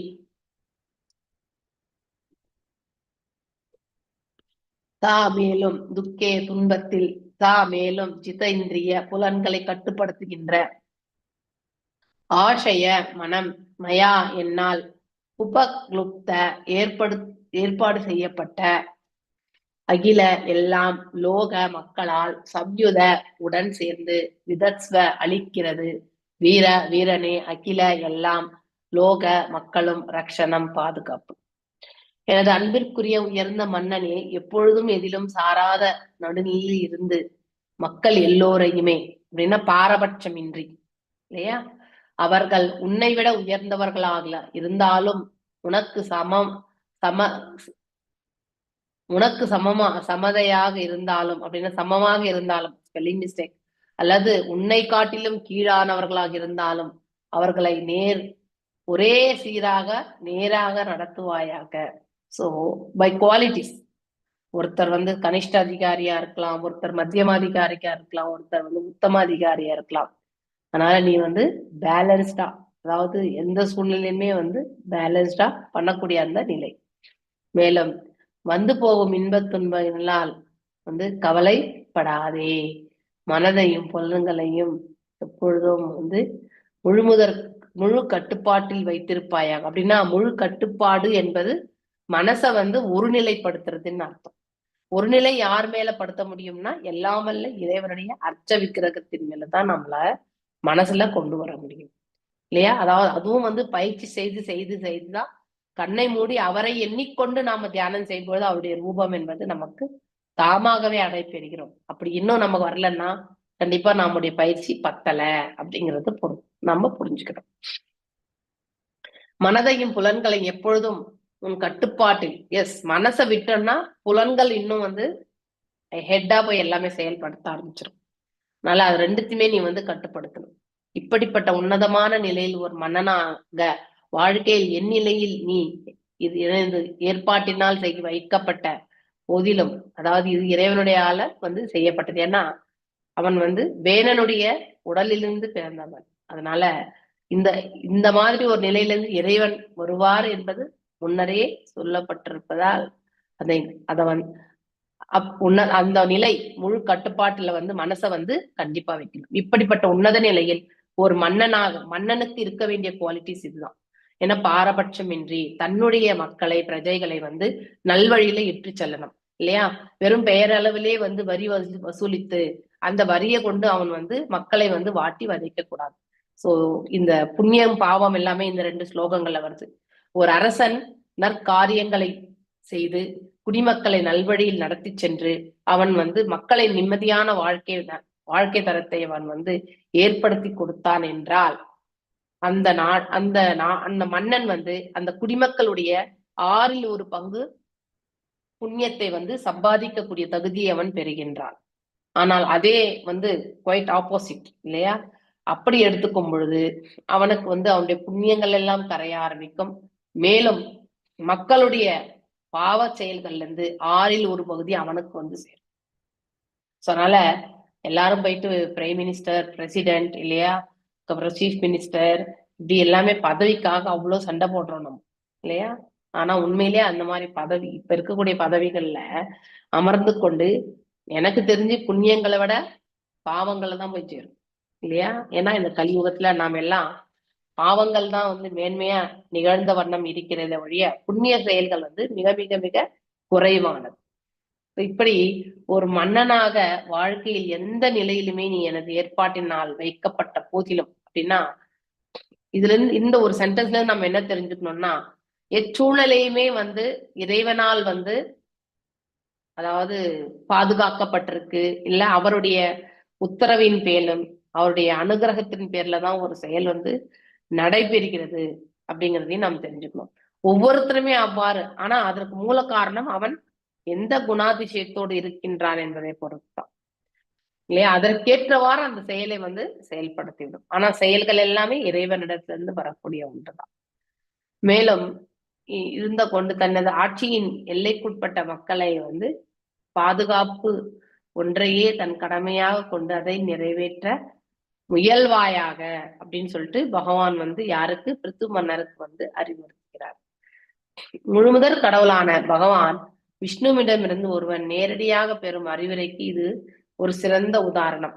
ஏன் பிருத்து மகாராஜாக்கு இறைவன் கொடுத்த அறிவுரைகள் அது மிக மிக அருமையானது. ஒருவன் பகவான் விஷ்ணுவிடமிருந்தோ அல்லது அவனுடைய பிரதிநிதி இல்லையா, அவருடைய பிரதிநிதியா இருக்கக்கூடியவர் யாரு? குரு, தீக்ஷா குரு இல்லையா, இல்லைன்னா சிக்ஷா குரு. இவங்க கிட்ட இருந்து நாம கண்டிப்பா வந்து ஆவணங்களை சிறமேற்கொண்டு செய்து முடிக்க வேண்டும். அதாவது சிக்ஷா குரு, தீக்ஷா குரு என்ன கட்டளை இருக்கிறாங்களோ அதை நாம சிரம் மேற்கொண்டு, அதாவது அவங்க கைகளால கால்களால தள்ளப்பட்ட ஒரு வேலையை வந்து நாம தலைமையில தூக்கி கொண்டு செயல்பட வேண்டும். அதாவது அந்த அளவுக்கு பக்தி என்பதை நாம கண்டிப்பா ஏற்படுத்தி கொள்ளணும். மேலும் இது போல இங்கு பிருது மகாராஜாவும் தனது கடமைகளை செய்வதற்காக கட்டளைகளை பகவான் விஷ்ணுவிடமிருந்து நேரடி செய்வதற்குரிய கட்டளைகளை பகவான் விஷ்ணுவிடமிருந்து நேரடியாக பெறுகிறார். அதாவது அவர் பகவான்கிட்ட இருந்து பெறுகிறார். மேலும் பகவத்கீதையில் சொல்லப்பட்டிருப்பது போல விதிகளை நாம் கட்டாயமா பின்பற்றணும் இல்லையா? சோ அந்த மாதிரி இறைவனுடைய படைப்புல எல்லாருமே சமம், அதனால எந்த பாரபட்சமும் கிடையாது. சோ எவ்வாறு எடுத்துரைக்கப்பட்டிருக்கிறதோ நாம் அப்படியே ஃபாலோ பண்றது முயற்சி செய்ய வேண்டும். மேலும் பகவத்கீதையில் சொல்லப்பட்டிருப்ப விதிகளை நாம் கட்டாயம் பின்பற்ற வேண்டும். விவசாயாத்மிக புத்திர் ஏகேக குரு நந்தனா பகுஷாக்கா இல்லையா? சோ அது மாதிரி விவசாயாத்மிக புத்திர் இல்லையா, அதாவது ஒவ்வொருத்தருமே பகவான் விஷ்ணுவிடமிருந்தோ அல்லது அவனது உண்மையான பிரதிநிதியிடமிருந்தோ கட்டளைகளை பெற வேண்டும். இதுதான் நமக்கு கொடுத்திருக்கக்கூடிய வெர்டிக்ட். ஆக்சுவலி ஒரு வைஷ்ணவாவை ஃபாலோ பண்ணணும்னு சொல்லப்பட்டிருக்கு. அப்படி பெறுகின்ற ஆணைகளை எந்தவித தனிப்பட்ட விருப்பு வெறுப்புகளுக்கு இடம்படாது தனது உயிராகவும் ஆத்மாவாகவும் அவற்றை அதாவது கொள்ள வேண்டும். இப்ப நமக்கு வீட்டுல ஒரு வேலை சொல்றாங்கன்னா ஐயோ இது செய்யணுமா அப்படின்னு செய்யணும். எஸ், அதையும் நாம் அன்பு கொண்டு ஆற்றுவதற்கான அந்த பக்குவம் இல்லையா? ஈவன் கிச்சன்ல கூட நாம அன்பு கொண்டு நாம மனசை உருக்கிதான் நைவேத்தியமே நம்ம பண்ணணும். சோ அதாவது அந்த அளவுக்கு நம்ம அதனோட இன்க்ளினேஷனா இருக்கணும், ரொம்ப ரொம்ப முக்கியம். மேலும் குருவின் கட்டளை நிறைவேற்றுவதிலேயே குறியாக இருப்பவன் எப்பொழுதும் விடுதலையை பற்றி என்பவனாகவே இருக்கின்றான் இல்லையா? சோ அந்த மாதிரி நம்ம இந்த பிரபஞ்சத்தை விட்டு அட்லீஸ்ட் மினிமம் லெவல் மோட்சமாவது போன நினைக்கக்கூடியவன் இறைவனுக்கு பிடிக்காத ஒரு செயலை கண்டிப்பாக அவர் செயல்படுத்த மாட்டாங்க.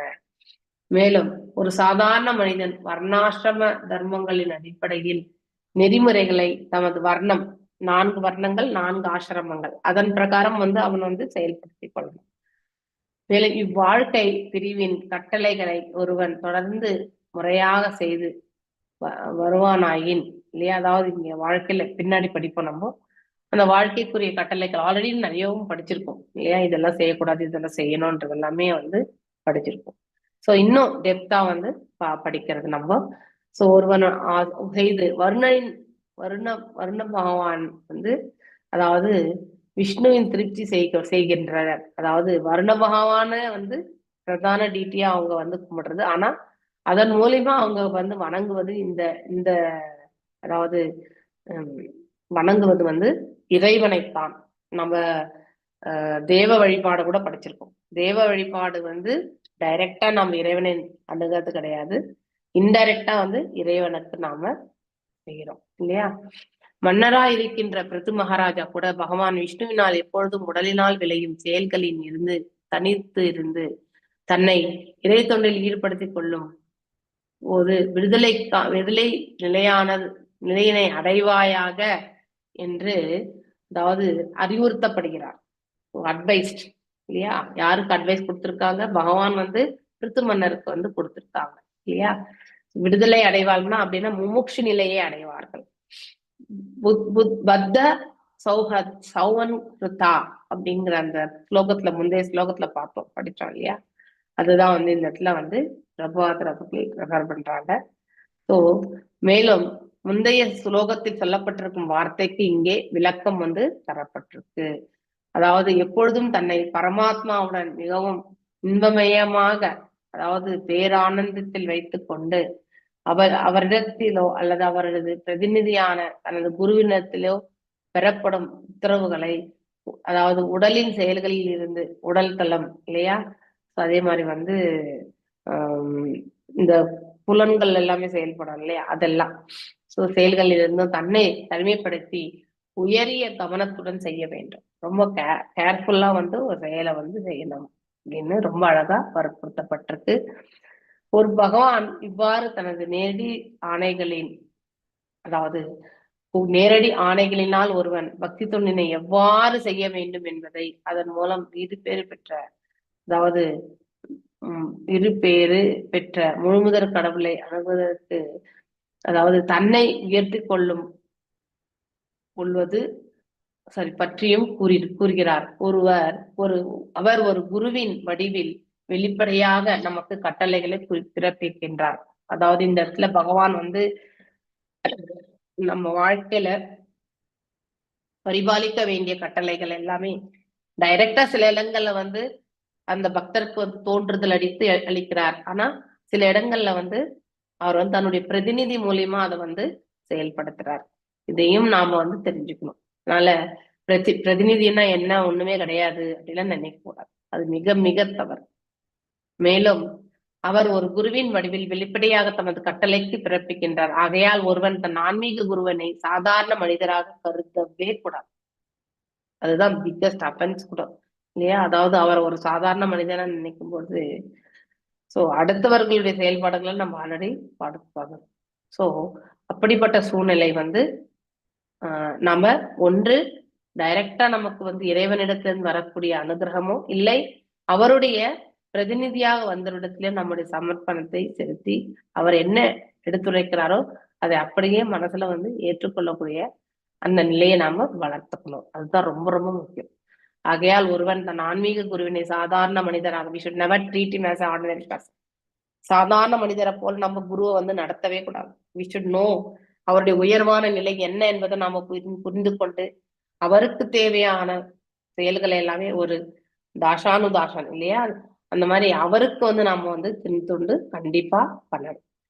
மேலும் அவர் சொல்லி கொடுக்கக்கூடிய விதத்தை நம்ம அப்படியே ஃபாலோ பண்ணணும். ஆச்சரியம் மாம், அதாவது விஜானின் நவமன்யத்தே கர்ஷித், அதாவது பகவத்கீதையில இருந்து சொல்லப்படுகிறது.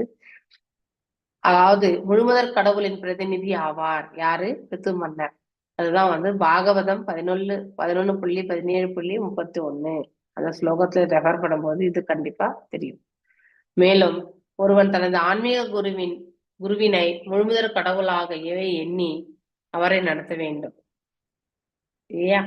மேலும் அவரை ஒரு சாதாரண மனிதராக கருதக்கூடாது. ஆர்டினரி பர்சனா கருதணும்னா அப்ப நம்ம என்ன பண்ணுவோம்? அஃபென்சஸ் எல்லாம் கிரியேட் பண்ணுவோம் இல்லையா? ஒருத்தர் நம்ம சாதாரணமா பேசும்போது அவங்கள வந்து ரொம்ப ரெஸ்பெக்ட்ஃபுல்லா பேச மாட்டோம் இல்லையா?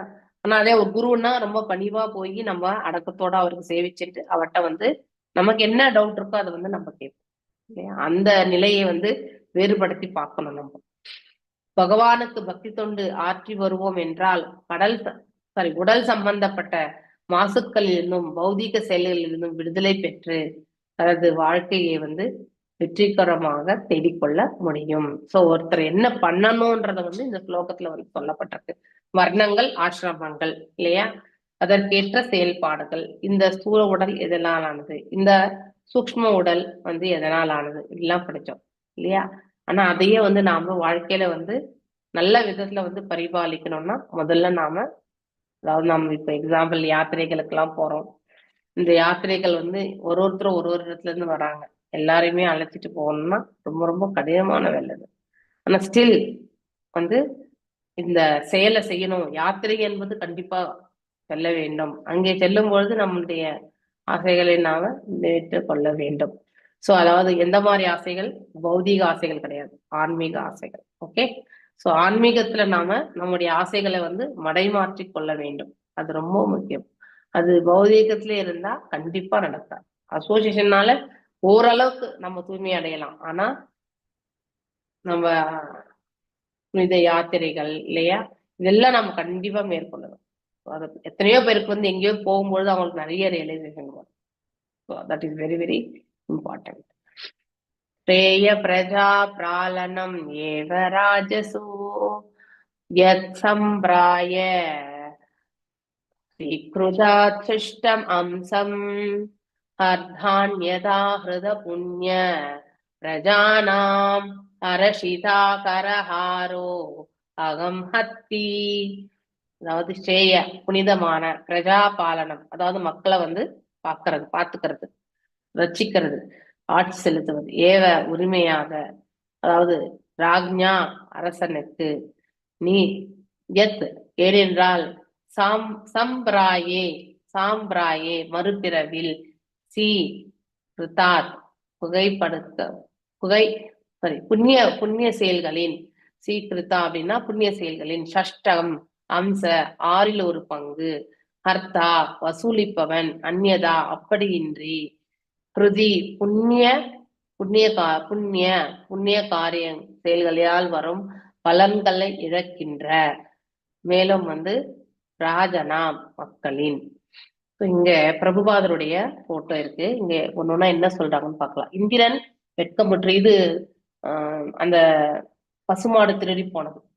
மன்னர் பிருத்து மன்னரிடம் திருவடி தாமரைகளை தொடுவதற்கு அவர் முன் விழுந்தான். ஆனால் பிருத்துவோ அவரை மார்புற தழுவிக்கொண்டு தன் வேள்விக்குரிய குதிரையை அவன் திருடியதனால் ஏற்பட்ட கோபத்தை விட்டுவிட்டார். இது நம்ம ஆல்ரெடி, அதாவது இனிமேதான் படிக்க போறோம்.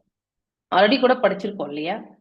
மன்னிப்பு வந்து மன்னிக்கணும்னு சொல்லிட்டு இறைவன் வந்து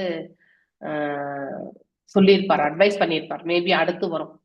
பிருத்து மன்னர் நன்கு அலங்கரிக்கப்பட்ட தன் நகருக்குள் வந்தபோது மிகவும் கவர்ச்சியான ஒரு காட்சியை கண்டார். முக்கிய மற்றும் சாதாரண பிரஜைகள் அவரை அன்புடன் வரவேற்றனர். அவரும் அவர்கள் விரும்பிய ஆசிகளை எல்லாம் வழங்கினார். ஸோ அந்த ஆசைகள் என்பது பொன் பொருள் எல்லாமே ஆசைகள் உண்டு இல்லையா? அது எல்லாமே அரசனானவன் கண்டிப்பா வெகுமதி கொடுப்பான். பிருத்து மன்னர் இப்ப 4 குமாரர்களை தரிசனம் பண்றது, இனிமே வருவாங்க. ஸோ அதுல சனத்து குமாரா அவர் தான் வந்து அவருடைய குரு. பிருத்து மன்னர் குமாரர்களின் முன் வணங்கிய பின் அவர்களுடைய பாதங்களில் கழுவி அந்நீரினை தன் தலையில் தெளித்து கொண்டார். இம்மரியாதைக்குரிய செயலினை செய்ததன் மூலம் உயர்ந்த ஆன்மீக பெரியோர்களை எவ்வாறு வரவேற்க வேண்டும் என்பதை அவரே ஒரு உதாரணமாக இருந்து அதை எடுத்து காட்டினார்.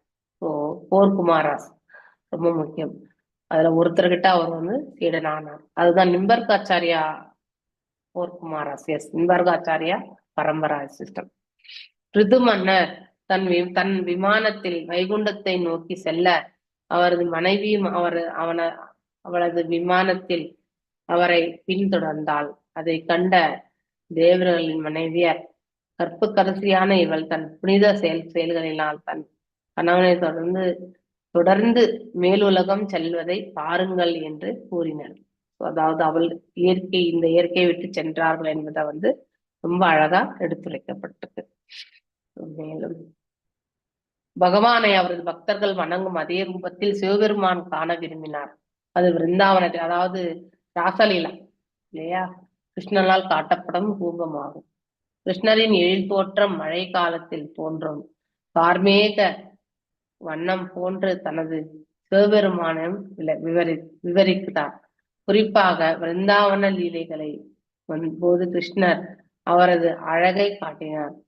அங்கு தனது தோழர்களான அதாவது இடைச்சிறுவர்களுடன் எப்பொழுதும் அவர் மதிய உணவு இல்லையா, அப்பதான் பிரம்ம விமோகன் இல்ல நடக்கிறது இல்லையா, கவர்ந்து செல்லும். பிரம்மர் வந்து அந்த 1000 குல சிறுவர்கள் எல்லாமே கடத்தி செல்வது அப்பதான். தனது வாழ்வினை தூய்மை செய்ய விரும்புவோர் உமது திருவடி பாதைகளை தியானத்தில் எப்பொழுதுமே ஈடுபட்டிருக்க வேண்டும். தனது சுதர்மத்தினை நிறைவேற்றும் பொழுது வேண்டும் என்பதற்காக ஆழ்ந்த விருப்பமுடையோரும் அச்சத்தினின்றும் விடுதலை, அதாவது ரொம்ப ஸ்ட்ராங் கன்விக்ஷன், மேலும் பயத்திலிருந்து விடுதலை பெற்றவங்க எல்லோருமே வந்து பக்தி யோகத்தினை வந்து அதாவது பின்பற்ற வேண்டும் என்று ரொம்ப அழகா சொல்லப்படும். இந்த ஸ்லோகமும் வந்து இனிமே வரக்கூடிய சாப்டர்ல தான் வரும், அப்ப பார்க்கலாம்.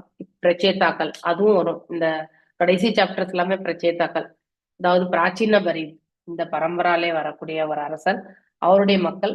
பிராச்சீன பரீத் வந்து வெறுமனே கர்மகாண்டா மோட்ல தான் வந்து செயல்பட்டு இருப்பார். சிவபெருமான் பிரத்யேட்சாக்களிடம் கூறினார், நீங்கள் தூய்மையான உள்ளத்தோடு அரசருக்குரிய காரியங்களை வந்து ஆற்றுவீராக இல்லையா. ஸோ அந்த அளவுக்கு பக்குவம் அடைந்தவர்கள் அவர்கள், தியானத்தில் நிலை பெற்றவர்கள், அந்த ஒரு நிலையில யோக நிலையில வந்து மேன்மையான ஒரு நிலையை வந்து அடைந்திருக்கக்கூடியவர்கள். அவர்களுக்கு வந்து சிவபெருமான் வந்து இந்த பிரச்சேதாக்களுக்கு வந்து என்ன அறிவுறுத்துகிறார் என்பதை பார்க்கலாம். அதாவது நீங்கள் தூய்மையான உலகத்துடன் அரசருக்குரிய காரியங்களை செய்வீராக இல்லையா, ஆற்றுவீராக. ஸோ அதாவது என்னென்ன கடமைகள் ஒரு அரசனுக்கு வந்து அவன் பிரம்மச்சரியத்தை கடைபிடிக்கணும் இல்லையா, அடுத்து அவன் கிரகஸ்தன் ஆகணும், அப்புறம் வந்து வானப்பிரஸ்தன் வரணும். இதை கண்டிப்பா அவன் வந்து பரிபாலிச்சுதான் ஆகணும். பகவானின் திருவடி தாமரைகள் மீது மனத்தை வைத்து நான் கூறிய மந்திரத்தை செப்பிப்பாயாக. இதுவும் வந்து அவர் வந்து சொல்றார். உங்களுக்கு மங்களம் உண்டாகட்டும்னு சொல்லிட்டு அவர் வந்து வழி போறார். மேலும் மன்னர் பிராச்சீனபரி ஆன்மீக வழிகாட்டலுக்காக நாரதரை அணுகிய போது இல்லையா, அவர் ஃபுல் கர்மகாண்டி, அவர் வந்து பக்தனாகவே மாற்றுகிறார். மேலும் நாரத மன்னர் புரஞ்சனையை பற்றி வந்து உருக்கமான கதையை ஒன்று கூறினார். இவ்விதமாக பௌதிக வாழ்வில் ஆபத்துக்களை பற்றி எங்களுக்கு அவ்வளவு, அதாவது இவ்விதமாக பௌதிக வாழ்வின் ஆபத்துக்களை பற்றி மன்னருக்கு அவர் உபதேசித்தார். அதாவது எவ்ரி மொமெண்ட், ஒவ்வொரு அடியிலுமே நமக்கு வந்து எங்கே வந்து நமக்கு தடைகள் வருவென்று நம்ம என்னைக்குமே ப்ரெடிக்ட் பண்ண முடியாது இல்லையா. ஆனா அதை வந்து தவிர்க்கிறதுக்கான மார்க்கத்தை வந்து நம்முடைய, அதாவது ஆண்டோர்கள், சான்றோர்கள் மற்றும் வந்து பகவானுடைய பிரதிநிதிகளாக வந்த அந்த பக்தர்களுக்கும் உண்டு ஆக்சுவலி இல்லையா.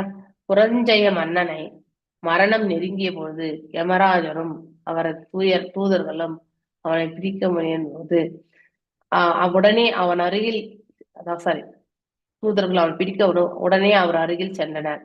அந்த தூதர்கள் அவனை ஒரு மிருகம் போல் நீதிமன்றத்துக்கு இழுத்து செல்ல விரும்பினர். அங்கிருந்து சிவ தூதர்கள் வந்து அழைத்து செல்றதுக்கு வராங்க.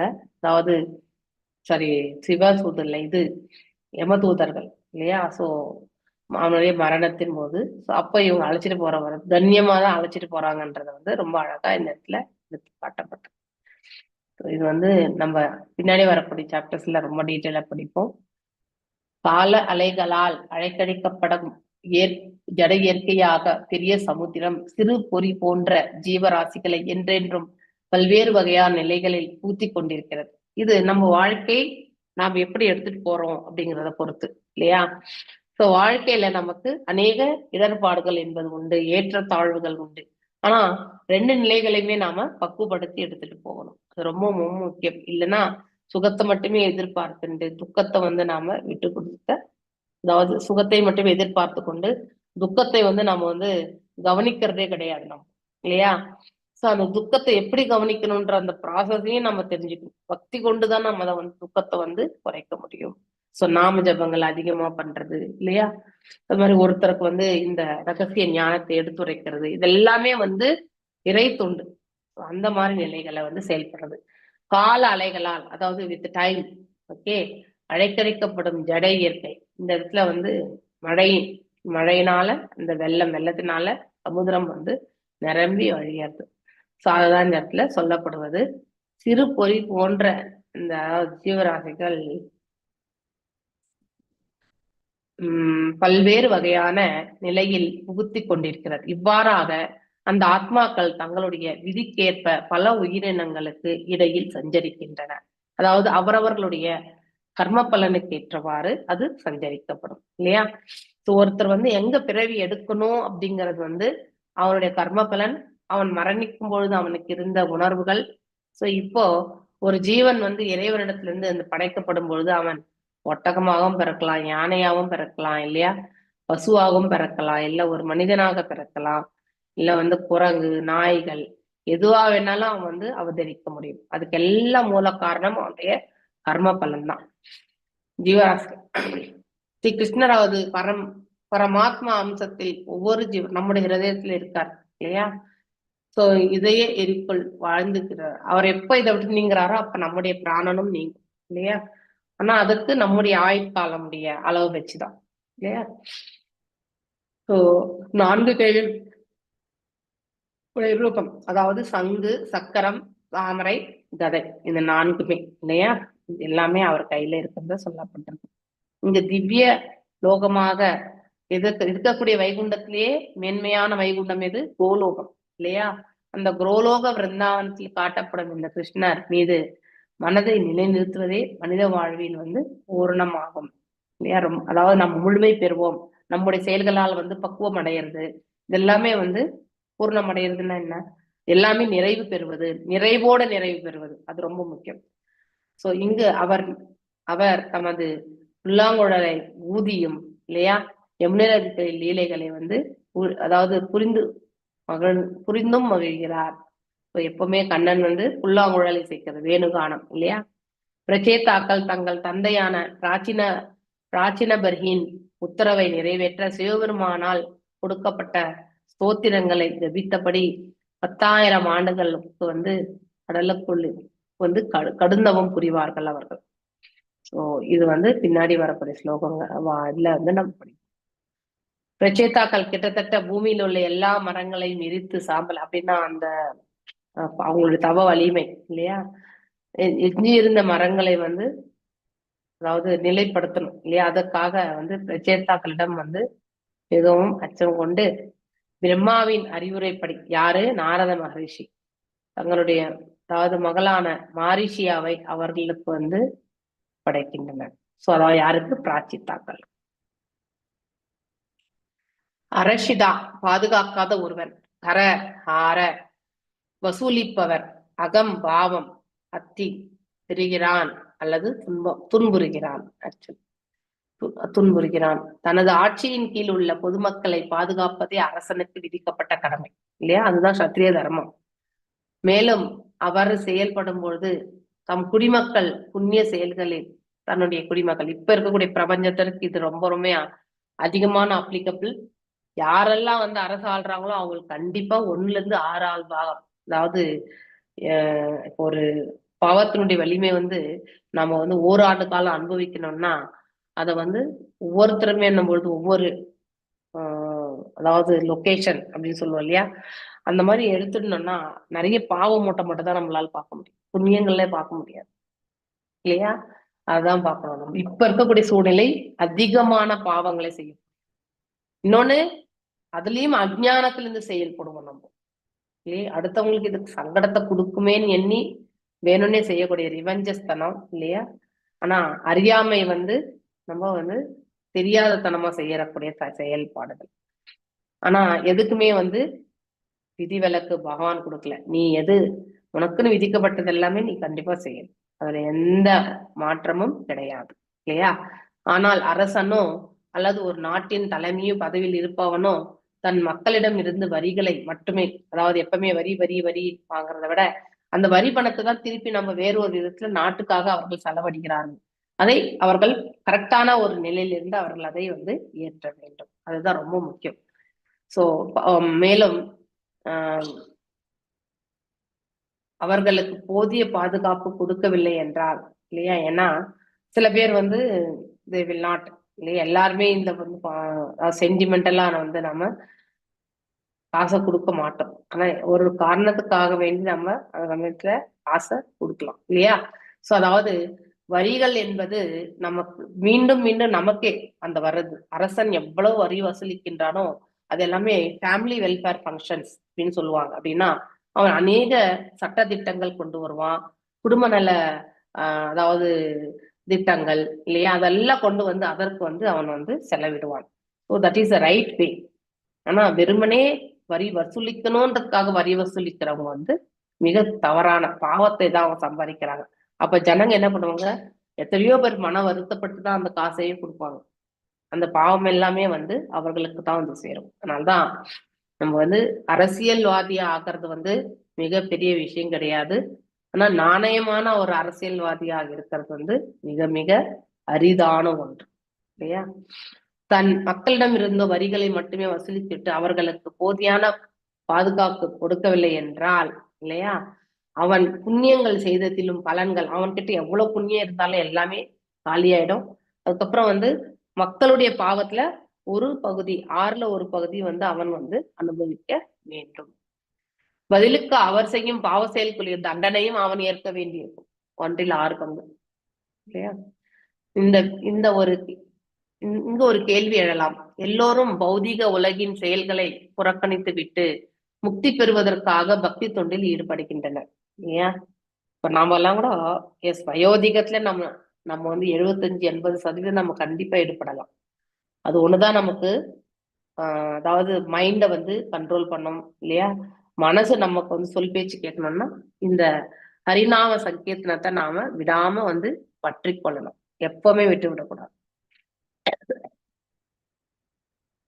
மேலும் இவ்வாறு செயல்கள் எல்லாம் தத்தம் வழியிலே நடைபெற்றது என்றால் ஒரு ஆட்சியாளன் அச்செயல்களிடத்திலிருந்து அலட்சியமாக இருக்க முடியுமா? கண்டிப்பா முடியாது இல்லையா? இக்கேள்வி பதில் கூறும் முகத்தான் இங்கே ஸ்ரேயா புண்ணிய என்னும் வார்த்தை பயன்படுத்தப்பட்டது. ஸ்ரேயா என்றால் தட் இஸ் குட்னஸ். ஸ்ரேயான்றது குட்னஸ், புண்ணியங்கள் என்பது புண்ணிய பலன்கள். சிலர் கூறுவது போல் சமுதாயத்தின் ஒவ்வொரு பிரிவினரின் செயல்களும் முழுமுதற் கடவுளால தற்செயலாகவோ அல்லது கண்களை கட்டிக்கொண்டோ நிர்ணயிக்கப்படுவது கிடையாது இல்லையா? நாம் எப்படி செயல்படுவோன்றது நமக்கு கொடுத்திருக்கக்கூடிய சுதந்திரம் இல்லையா? அந்த ஒரு சிறிய சுதந்திரத்தை வச்சு நாம் இந்த குணாதிசயங்கள் அடிப்படையில் நாம் செய்துட்டோம்னா அது அது நம்ம அதாவது சமுதாய தற்காலிகாரங்களை கட்டிக்கொண்டு செய்ய அந்த மாதிரி செயல்கள் அவனுடைய கர்ம பலன்களுக்கு ஏற்றவாறு அவன் செயல்படும் பொழுது அந்த பாவ புண்ணியங்கள் எல்லாமே அவனை சேரும் இல்லையா? சோ அப்போ இந்த ஒட்டுமொத்தமா இருக்கக்கூடிய இந்த மனித குலத்தினுடைய அந்த ஆட்சியின் கீழே இருக்கக்கூடிய, அதாவது ஒரு அரசனுடைய ஆட்சிக்கு கீழே இருக்கக்கூடிய அந்த மக்கள் செய்யக்கூடிய பாவ கர்மங்கள், புண்ணிய கர்மங்கள் இல்லையா? இதுல தவறான ஒரு, அதாவது அரசனாகப்பட்டவன் எந்த ஒரு குடும்ப நல்ல செயல்களும் செய்யாம வெறும் பெயரளவில் மட்டுமே அவன் வசூலித்துக் கொண்டே இருந்தால் அப்போ அவன் இந்த பிரஜைகள் வெறுப்புற்று அநேக பாவங்கள்ல அவங்க ஈடுபடுவாங்க. அப்படிப்பட்ட வரக்கூடிய அந்த பாவங்கள்ல 6ல் ஒரு பகுதி அவன் ஏற்றுக்கொள்ள வேண்டிய கட்டாயத்திற்கு தள்ளப்பட்டிருக்கான். அப்படி பார்த்தா நம்ம அரசியல்வாதி எல்லாம் நிறைய பேரு புண்ணியங்களை விட பாவங்களை தான் நிறைய சேர்த்துட்டு இருப்பாங்க இல்லையா? மக்கள் இப்ப இருக்கக்கூடிய மக்கள் செய்யக்கூடியது 95% அறியாமலே நிறைய பாவங்கள் செய்யறோம் நம்ம இல்லையா? ஸோ நம்ம அட்லீஸ்ட் பாவம் புண்ணியம் எதுன்னு புரிஞ்சுக்கிற அளவுக்காவது நமக்கு ஒரு பிளாட்ஃபார்ம் கிடைச்சது. ஆனா இந்த பிளாட்ஃபார்ம்ல இல்லாதவங்க இன்னும் மோசமான ஒரு சூழ்நிலையில அவர்கள் தள்ளப்பட்டிருப்பாங்க. ஸோ ஒரு அந்தனர் தனது கடமையினை மிக சரியாக செய்தல் வேண்டும். இங்கே இடிக்குது, ஃபர்ஸ்ட் பாயிண்டே இடிக்கும் இல்லையா? காசு தட்டுல போட்டா மட்டும்தான் உனக்கு தீபாராதனை. இது யாரா இருந்தாலும் நீ தட்டுல காசு போடலன்னா நீ சேவிச்சுட்டு நீ போக வேண்டியதுதான். தேர் ஒன்லி இஸ் இட் இல்லையா? அதே மாதிரி வேதங்கள் எல்லாமே சொல்லி கொடுக்க அதாவது காசு வாங்கக்கூடாது இல்லையா? ஆனா காசு கொண்டுதான் வேதங்களை சொல்லி கொடுப்பாங்க. வித்தவுட் தட் எந்த இடத்துலயுமே சொல்லி கொடுக்க மாட்டாங்க. சோ நிறைய கோயில்கள் எல்லாம் கூட பாத்தீங்கன்னாக்கா இந்த வேத சாஸ்திரங்கள்ல சில பகுதிகள் பாடல்களாக இல்லையா? சோ அந்த இதெல்லாமே சொல்லி கொடுக்கும் பொழுது அவங்க அதுக்கு தட்சணையா 10,000 20,000 வச்சா மட்டும்தான் அந்த கோர்ஸையே அவங்க கம்ப்ளீட் பண்ணி கொடுப்பாங்க. இல்லைன்னா எதுவுமே பண்ண மாட்டாங்க. ஆனா அதுல ஒரு 2-3% ஃப்ரீயா சொல்லி கொடுக்குறவங்க இருப்பாங்க. இப்ப எங்க வீட்லயே பாத்தீங்கன்னா எங்க பையன் சடனா நான் பகவத்கீதை படிக்கிறேமான்னா, ஸோ எங்களுக்கு தெரிஞ்ச அவர் is a brahmin only teacher. Actually அவருக்கு சமஸ்கிருதம் வரும். ஸோ அவர்கிட்டதான் நான் படிப்பேன், உங்ககிட்ட படிக்க மாட்டேன்னு சொல்லிட்டான். சரி ஓகே நீ எங்கன்னா படி அப்படின்னு சொல்லிட்டு நானு ஓகே படி அப்படின்னு சொல்லிட்டு நேற்று தான் கிளாஸ் ஸ்டார்ட் பண்ணாங்க. ஸோ ஒரு நாள் கிளாஸ் ஃபீஸ் எவ்வளோன்னா 1,278 ரூபான்னு பில் போட்டுருக்காரு அவர் ஆக்சுவலி. ஸோ இப்படி அந்த பில்லை பார்த்த உடனே எனக்கே மலைப்பா இருந்துச்சு. ஸோ ஃபர்ஸ்ட் சாப்டருக்கு இவ்வளோ காசு அப்படிங்கிறது ஸோ அது அப்ப என்ன அர்த்தம்? தட் இஸ் நோ சேவா இல்லையா? ஸோ அந்த ஒரு நிலை சேவையா நம்ம எடுத்துட்டு பண்ணணும். நிறைய இடங்கள்ல பிரபுபாதர் கண்டிக்கிறது கூட இதனாலதான். தெர் இஸ் நோ சேவா மனப்பான்மை இல்லையா? ஸோ சேவா மனப்பான்மையோட நம்ம சொல்லி கொடுக்கலன்னா அது அந்த சம்பந்தத்தை நம்மளால ஏற்படுத்திக்க முடியாது. இறைவனோட நம்ம இருக்கக்கூடிய சம்பந்தத்தை சேவ மனப்பான்மையோட தான் செயல்பட முடியும். அதே நீங்க காசு கொடுத்து நீங்க படிக்கக்கூடிய அந்த படிப்பு உதட்ட அளவிலையும் அது இம்பாக்ட் ரொம்ப ரொம்ப குறைவா இருக்கும். இருந்தாலும் அவன் செய்யட்டும்னு நான் விட்டுட்டேன். அப்படியாவது அந்த டேஸ்ட் எடுத்துக்கிட்டோம் அப்படிங்கிற ஒரு நிலைக்கு நான் தீர்மானிச்சுட்டேன். ஓகே பரவாயில்ல, என்ன நடக்குதோ நடக்கட்டும். ஸோ நாம அதை தடுத்து நிறுத்தக்கூடாது. இப்போதைக்கு தேவை கிடையாது. Let him study. பிரபுபாதருடைய புக்கு தானே படிக்கிறாரு, படிக்கட்டும் இல்லையா? ஸோ கண்டிப்பா பிரபுபாதரே அவனுக்கு இதை படிக்கிறதுக்கான மார்க்கத்தை ஏற்படுத்தி கொடுத்துருவார். ஸோ அப்படி இந்த மாற்றமே ஒரு பெரிய மாற்றமா நான் நினைக்கிறேன் நான். So I am seeing only the positiveness in that.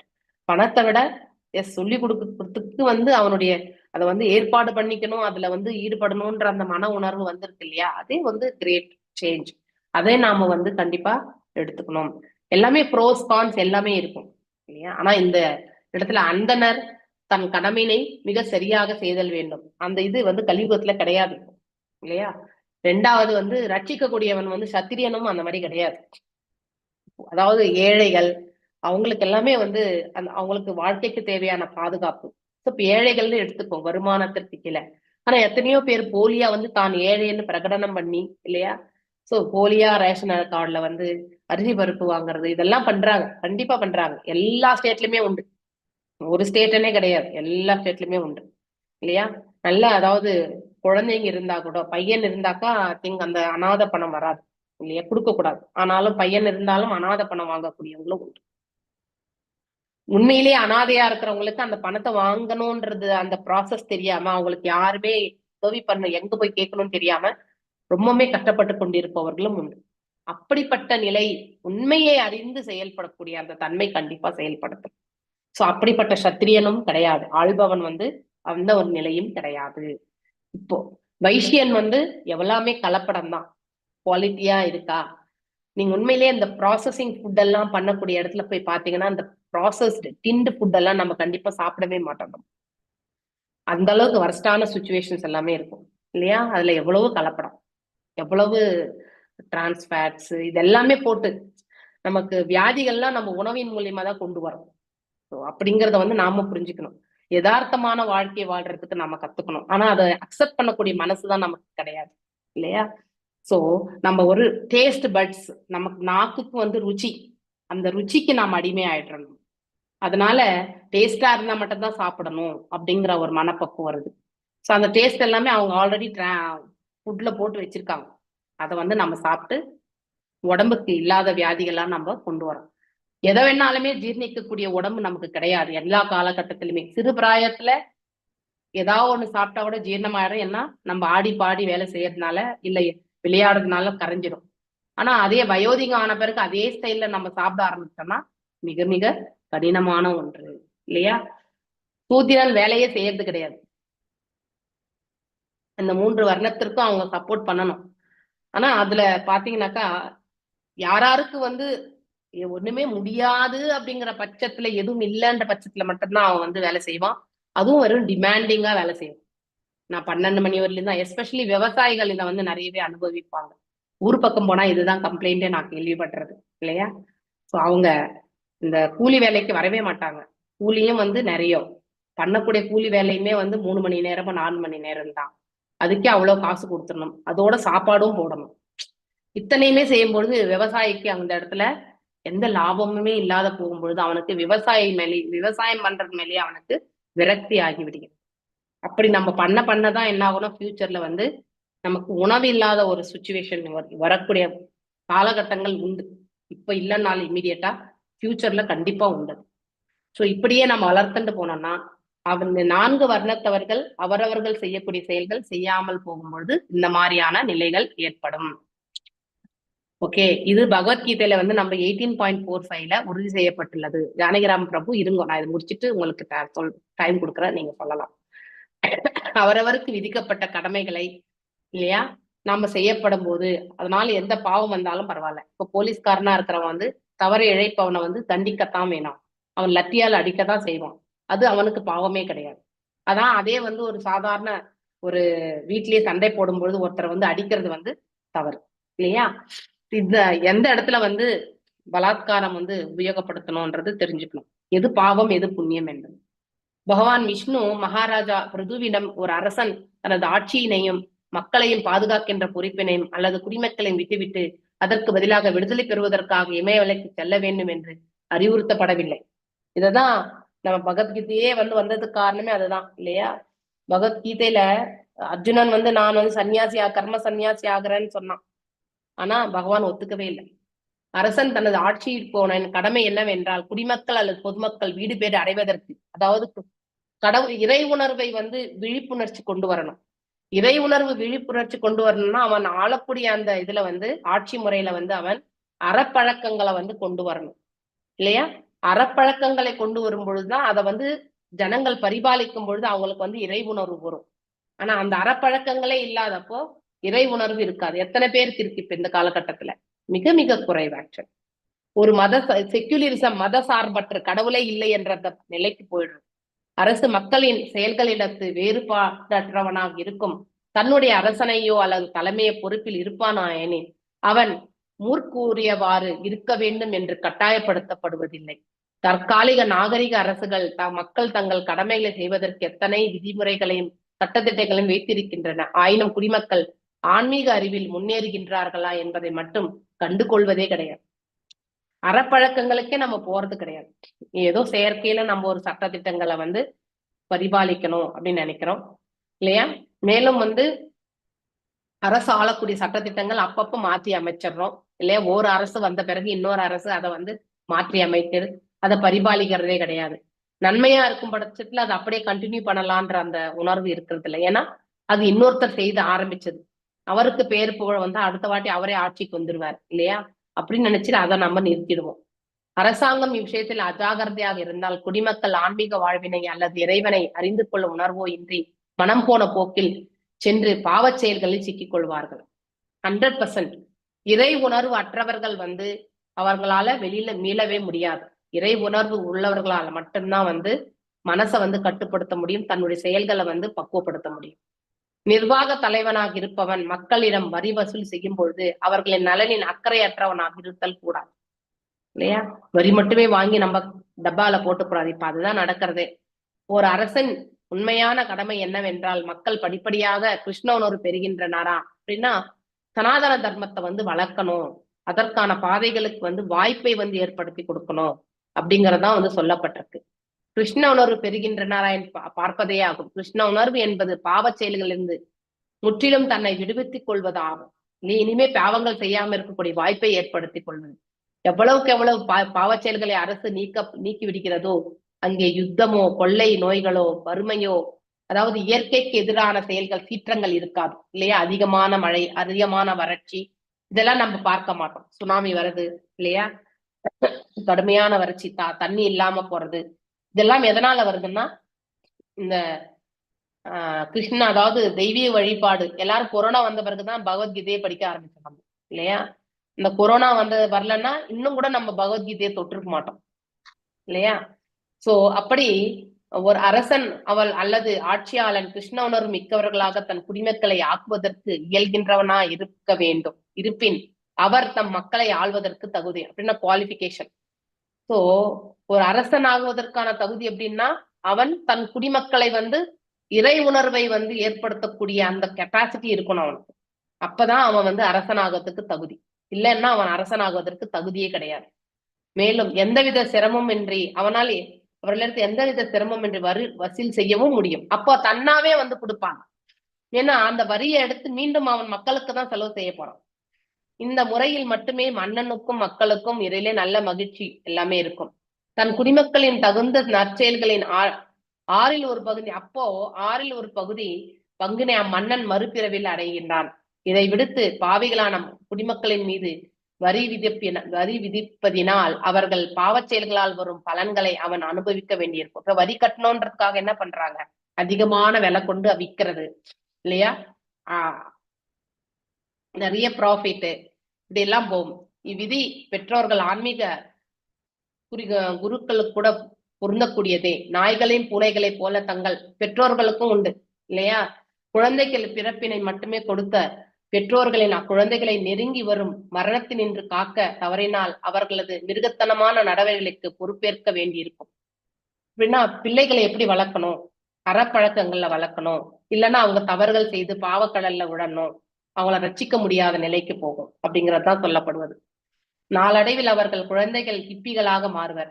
அது போலதான் ஒரு ஆன்மீக குருவும் தன் அடியவர்களை பாவ செயல்கள் செய்யாது பாதுகாக்க தவறினால் அவர்கள் பாவங்களுக்கு பொறுப்பேற்க வேண்டியிருக்கும். அதனாலதான் தீட்சை கொடுக்கும் பொழுது பார்த்து பார்த்து கொடுக்கணும்னு சொல்றது இல்லையா? இப்போது சமுதாய தலைவர்கள் இந்நுண்ணியமான இயற்கை விதிகளை அறியாதவர்கள். இதெல்லாம் நமக்கு கிடையாது. நார்மலான ஒரு இது. ஆன்மீகத்துல வந்தாதான் இதெல்லாம் நம்ம தெரிஞ்சுக்க முடியும். சமுதாய தலைவர்கள் குறை மதியுடையவர்களாக இருந்தால் மக்கள் துஷ்டர்களாகவும் திருடர்களாகவும் மாறி அச்சமுதாயம் வாழ்வதற்குரிய சமுதாயமாக திகழ முடியாது. அதாவது வாழ்நிலை கடைசி வரைக்கும் நல்ல விதத்துல வாழ முடியும்னு சொல்ல முடியாது. இப்பொழுது உலகமெங்கும் ஆட்சியாளர்களும் மக்களுக்கிடையே சௌஜன்யம் இல்லாமையால், அதாவது நல்ல ஒரு ஒத்துழைப்பு இல்லாமல் இல்லையா, சோ நல்ல பழக்க வழக்கங்கள் இல்லாமல் இவ்வுலகில் எப்பொழுதும் பதற்றமும் யுத்தமும் கவலையும் நிகழ்ந்த வண்ணம் தான் இருக்கு இல்லையா. உக்ரைன், ரஷ்யா இல்லையா, ஒரு அப்புறம் அந்த வியட்நாம் தான் இல்லையா, சைனா வந்து எதை வந்து புடிச்சுக்கணும்னு நினைக்கிறது, அது தே வாண்ட் டு டேக், அபகரிக்கணும்னு நினைக்கிறது சைனா எப்பவுமே. வாஞ்சகல்பதாருபியஸ்ச கிருபா சிந்துபிய வச்ச பதிதனாம் பாவனே